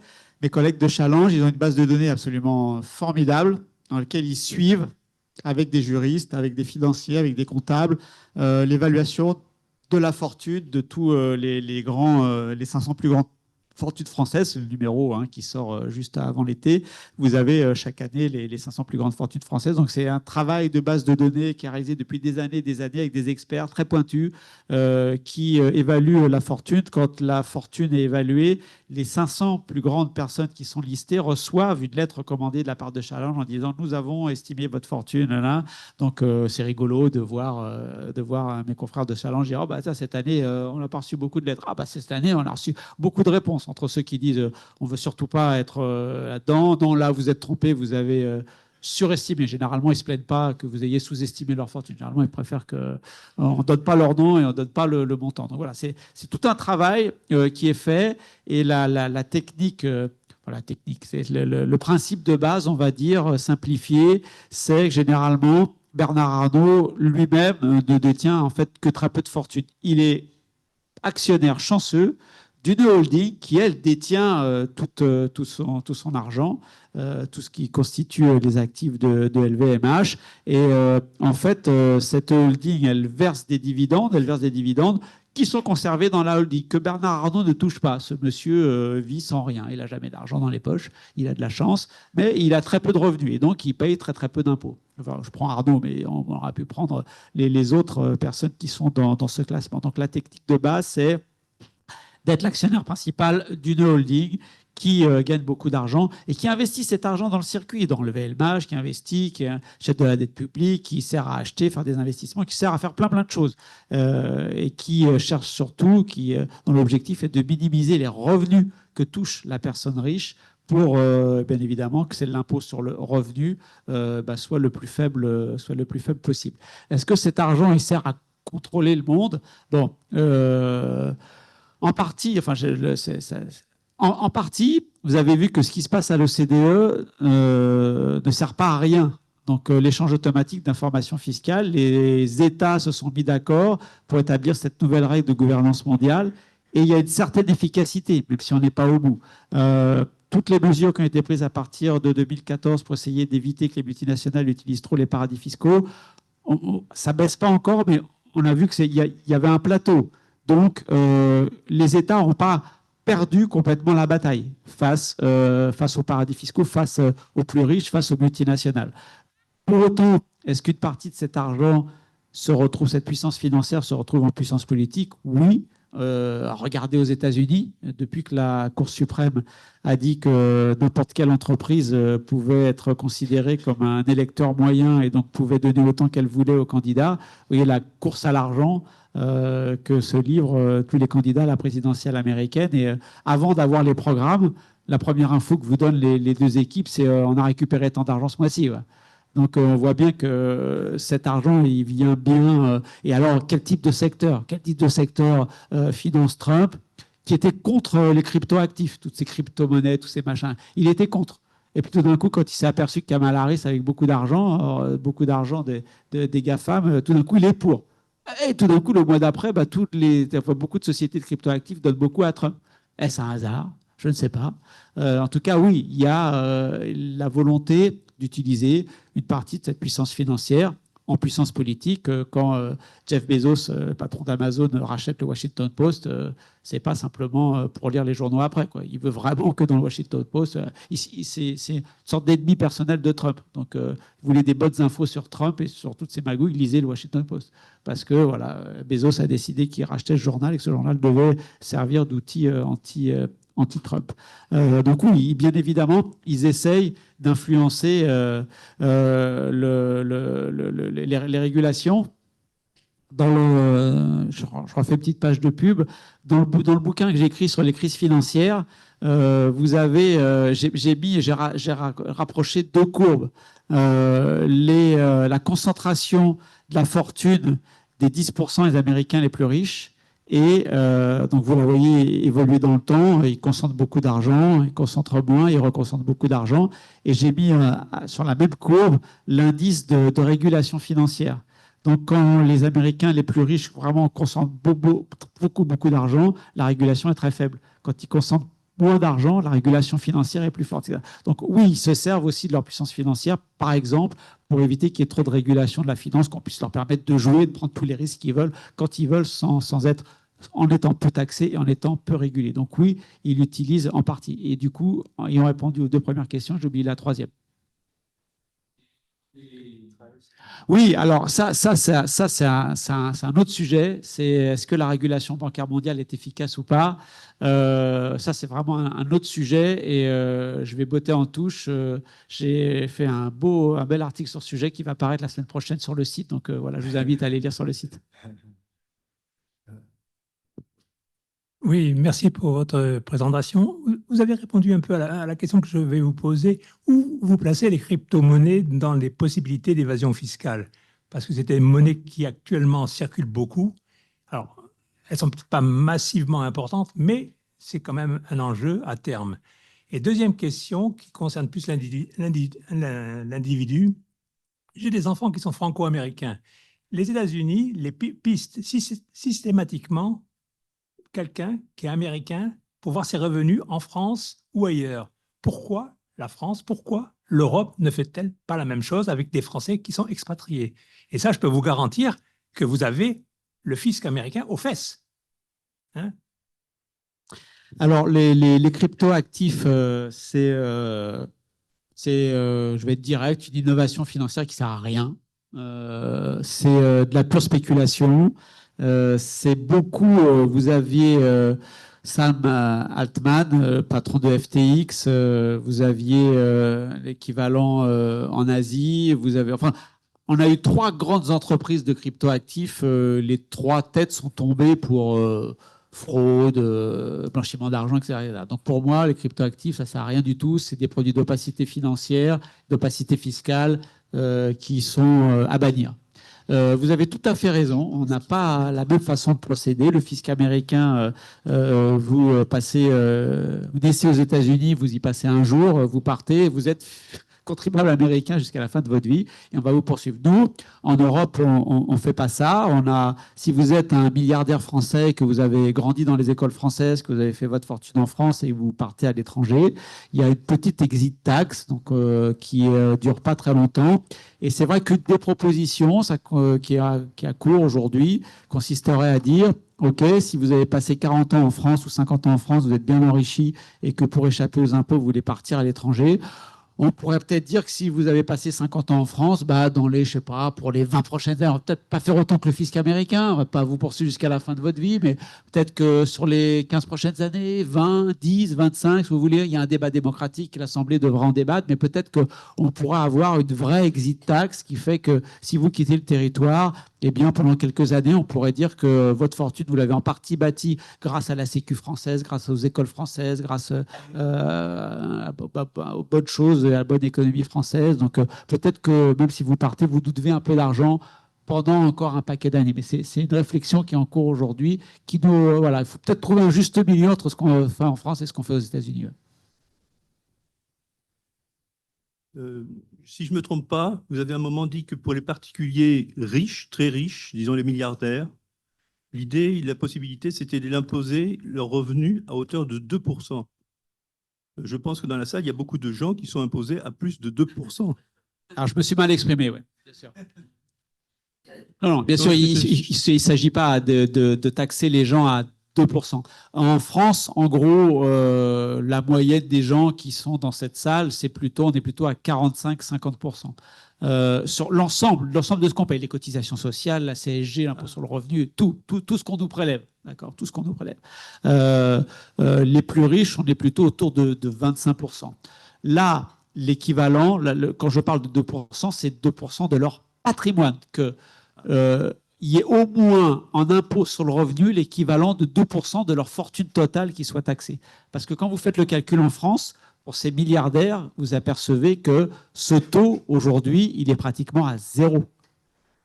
Quand il y avait un ISF, il était autour de 0,2, 0,3. Donc, passer de 0,3, 0,4 à 2, c'est ça qui permet de récupérer les 20 milliards dont je parlais tout à l'heure pour ce qui concerne les milliardaires français. C'est au minimum 2%, l'équivalent de 2% de leur patrimoine, de leur richesse, pas de leur revenu. Merci. Oui, bonjour. Merci pour votre exposé et toutes les émissions que vous faites. J'en profite puisque je suis un fidèle auditeur de ce que vous faites. Merci pour la vulgarisation économique parce que je pense que effectivement on manque beaucoup de connaissances économiques en France. Voilà. Ceci dit, vous n'avez pas du tout évoqué dans votre exposé le cas de la Chine. Est-ce qu'ils sont totalement fermés ou absents de ceci? Et un peu dans la même question, est-ce que ces flux d'argent aujourd'hui participent ou ne participent pas aux équilibres, aux déséquilibres géopolitiques? Alors j'essaie de vous retrouver.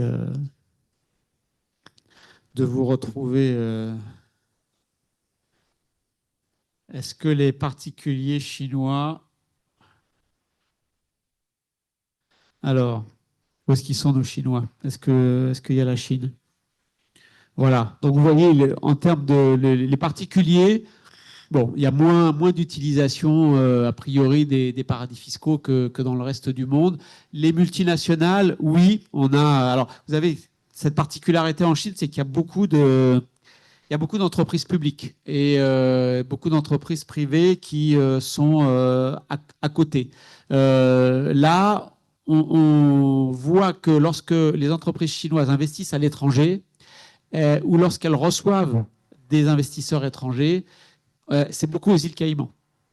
D'accord ? Donc, il y a une utilisation des paradis fiscaux, mais qui est en partie liée en Chine, en partie pour des raisons fiscales, mais qui est en partie liée en Chine au fait que c'est quand même assez compliqué sur le plan juridique. Si vous êtes vraiment quelqu'un qui veut faire du business en Chine, vous mettre sous le coup des lois chinoises, c'est prendre un peu de risque. Vous mettre en partenariat avec une entreprise chinoise aux îles Caïmans, malheureusement, c'est plus facile et peut-être moins risqué sur le plan juridique. Donc il faudrait faire la part de l'utilisation des paradis fiscaux par les multinationales chinoises qui est liée à une envie de protection juridique et une partie qui est liée à l'évitement fiscal. Mais je n'ai plus les chiffres en tête, mais je me rappelle d'études qui montrent que clairement, il y a aussi l'utilisation des paradis fiscaux pour échapper à l'impôt en Chine.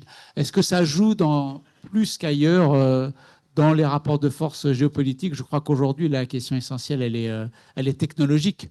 Si vous avez jeté un rapport, on en parlait dans la voiture tout à l'heure, si vous avez jeté un rapport sur le rapport Draghi, jeté un œil sur le rapport Draghi qui a été publié il y a 2 semaines, 3 semaines, le rapport Draghi, tout le début fait un constat absolument très clair sur le retard technologique européen. On est complètement dépassé par les États-Unis, on est rattrapé par la Chine et on est vraiment coincé dans les industries du XXe siècle, du type automobile.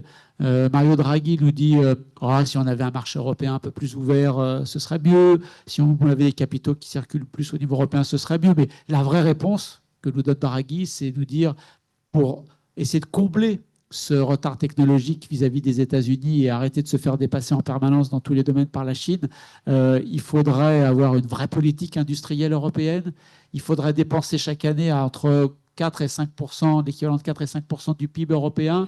Il faudrait le faire en le finançant avec une dette au niveau de l'Europe, pas au niveau de chacun des pays. Il me semble que c'est la bonne réponse dans les rapports géopolitiques mondiaux. Malheureusement, il me semble qu'aucun pays européen ne voudra soutenir ce plan. Et donc, pour que vous passiez une bonne soirée, je vais vous dire que ma conclusion actuelle, c'est que je suis plutôt sur la conclusion du livre de Patrick Artus, économiste français qui a publié un livre il y a quelques années, il y a quelques mois, pardon, qui indique que d'ici 2050, la France, l'Europe ne sera plus une grande puissance et que nous serons déclassés au niveau mondial. Et là, aujourd'hui, je ne vois rien qui permet d'éviter ce scénario. Bonne soirée. Oui. Oui, bonsoir, monsieur. Merci pour votre exposé. Moi, de façon un peu caricaturale, j'en ai retenu que ce sont ceux qui devaient payer le plus qui, in fine, en payent le moins, voire pas du tout.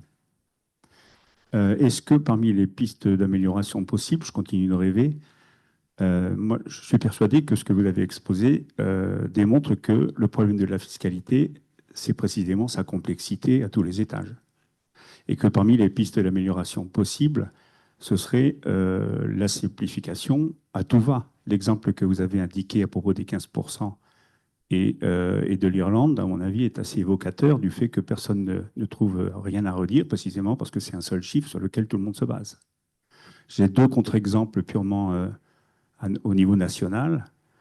Quand nous déclarons nos impôts sur le revenu, on a 4 pages à remplir, ou plus exactement quelques cases sur 4 pages, que ce soit numérique ou pas, on a 25 pages d'explications.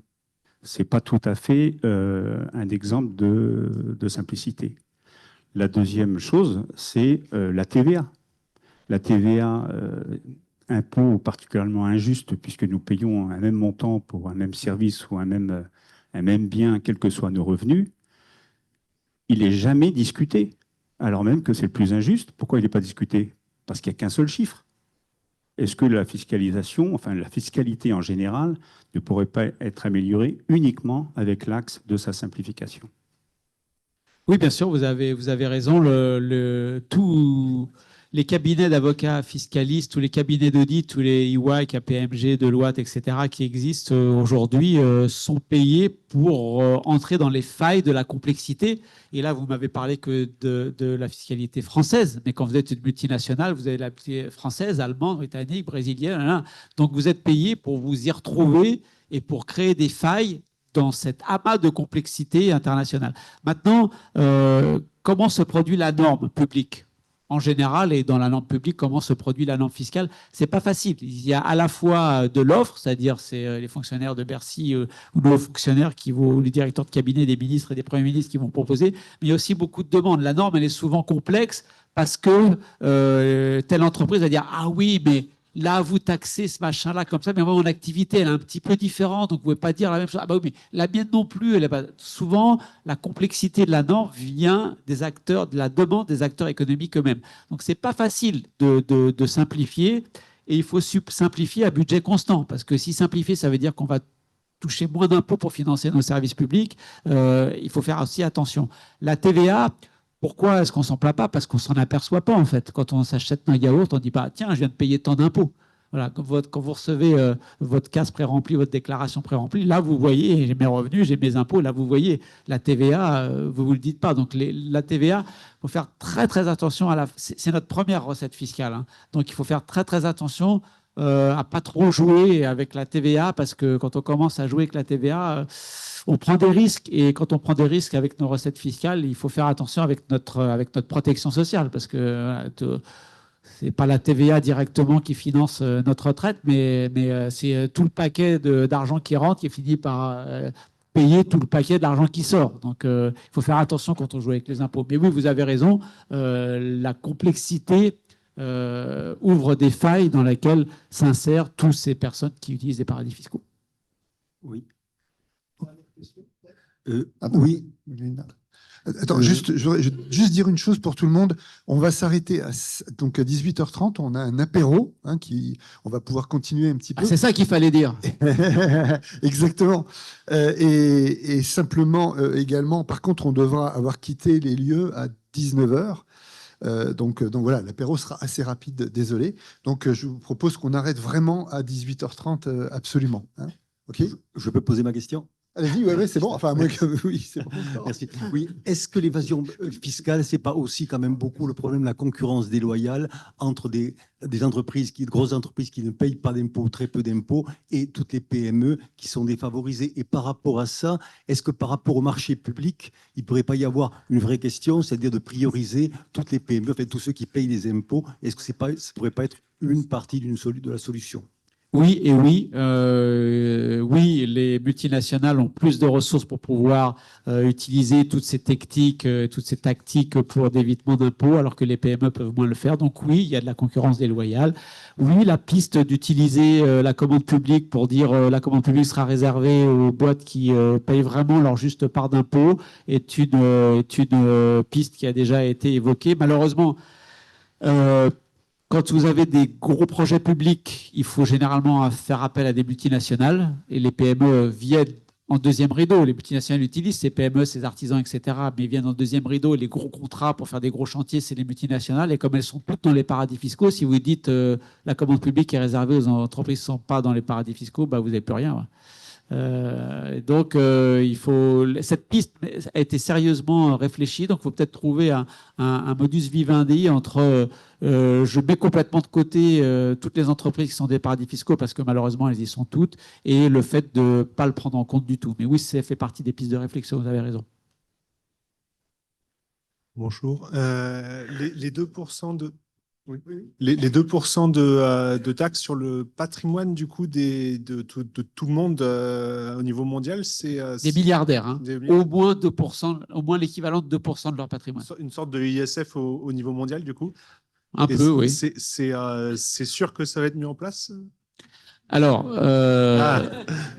est-ce que c'est sûr que ça va être mis en place, les 2%? C'est sûr, non, mais la proposition de mars avance déjà très très vite. Et moi, je suis très surpris du fait que beaucoup de pays, la France notamment, mais aussi l'Espagne, mais aussi des pays émergents, je suis très surpris de la rapidité avec laquelle beaucoup de pays se sont dit favorables. On a mis beaucoup de temps pour avoir les 15% d'impôt minimum sur les multinationales. Ça a pris beaucoup d'années. Là, entre mars et septembre, ça va déjà très très vite. Donc l'OCDE va travailler pour proposer une norme technique applicable. Et je trouve que l'OCDE en ce moment est en train, enfin en ce moment ça fait une bonne année déjà, une bonne année et demie, de produire l'expertise technique, économique, financière qui justifie tout ça. Et donc, je suis assez surpris de la rapidité avec laquelle ça va. Maintenant, encore une fois, ce ne sera pas pour le 1er janvier 2025. Ça va prendre du temps, mais je suis plutôt confiant sur le fait qu'on arrive au résultat. Oui, oui, c'est une question d'actualité qui touche un peu ce que vous avez dit dans une partie de vos réponses. On vient d'apprendre que la France venait de passer ses 3 000 milliards de dettes et que cette année, on allait encore devoir emprunter. Ma question, on emprunte au marché financier. Qui c'est qui alimente les marchés financiers? Alors, nos créanciers, c'est AXA, c'est BNP, c'est la Société Générale. Ça, c'est nos principaux créanciers nationaux. Et puis, on a des créanciers internationaux qui sont des compagnies d'assurance étrangères, qui sont des banques étrangères, qui sont des fonds d'investissement étrangers, qui, quels que soient les risques qu'ils prennent, doivent avoir au minimum dans leur portefeuille des actifs qui sont des placements qui sont considérés comme sans risque. Et aujourd'hui encore, la dette française, elle est considérée comme sans risque. Personne au monde, oui, on a une dette importante, mais personne ne pense que demain matin, la France va dire désolé les gars, mais là, non, franchement, je ne peux pas rembourser ma dette. Personne ne pense ça. Donc, la dernière émission de dette qu'on a faite, qui était il y a 10 jours, 15 jours, ça a été sursouscrit 2,7 fois. Il y a eu 2,7 fois plus de demandes que ce qu'on offrait. Il y a une prochaine qui a lieu dans une semaine ou 10 jours. On regardera si ça pose un problème. Mais franchement, nos créanciers, donc en gros les compagnies d'assurance, les banques françaises, les compagnies d'assurance étrangères, les banques étrangères, la Banque centrale de Chine, la Banque centrale des États-Unis, les grosses banques centrales investissent aussi et financent la dette française aussi. Pour l'instant, nos créanciers nous tiennent pas trop compte du bazar politique qu'on a depuis la dissolution et on arrive à se financer. Il faut faire attention, 5,5% de déficit budgétaire l'année dernière. Laurent Saint-Martin, nouveau ministre des Comptes publics, nous a dit sûrement un peu plus de 6% cette année. Si c'est 5, 11 points de PIB de coûts qu'il va falloir aller chercher sur les marchés. Bon, l'année dernière, on l'a fait sans problème. Pour l'instant, l'agence France Trésor qui s'occupe de placer notre dette, encore une fois, le fait sans problème. Attention quand même, quoi. Attention quand même. Et là, on attend avec beaucoup d'intérêt, si vous voulez finir sur une note d'actualité, le discours de politique générale du Premier ministre le 1er octobre et la présentation du budget le 9 octobre. Enfin, un tabou est levé. Après 7 ans de poujadisme fiscal, on recommence à dire qu'on a du mal à s'en sortir sans augmenter les impôts. La question, c'est est-ce qu'on augmente? Alors, pas sur nous, a dit le Premier ministre, les plus pauvres et les classes moyennes, voire les classes moyennes supérieures, non. Donc, on va essayer d'augmenter les impôts, voire plus de justice fiscale. J'attends de voir ce que Michel Barnier entend par justice fiscale. Pour l'instant, les pistes qui sortent, c'est plutôt, on regarde les bases fiscales existantes et on va augmenter un peu les impôts sur ces bases fiscales existantes, plutôt que d'aller chercher des bases fiscales peu taxées, comme les très grandes fortunes, par exemple, dont toutes les études économiques maintenant montrent qu'elles ont un taux d'imposition extrêmement faible par rapport à leurs revenus, beaucoup plus faible que nous. Ils payent en proportion de leurs revenus beaucoup moins d'impôts que nous, on est obligé de payer par rapport aux revenus. Donc j'attends avec impatience et le discours politique général de Michel Barnier et sa présentation du budget le 9 octobre. Voilà. Merci.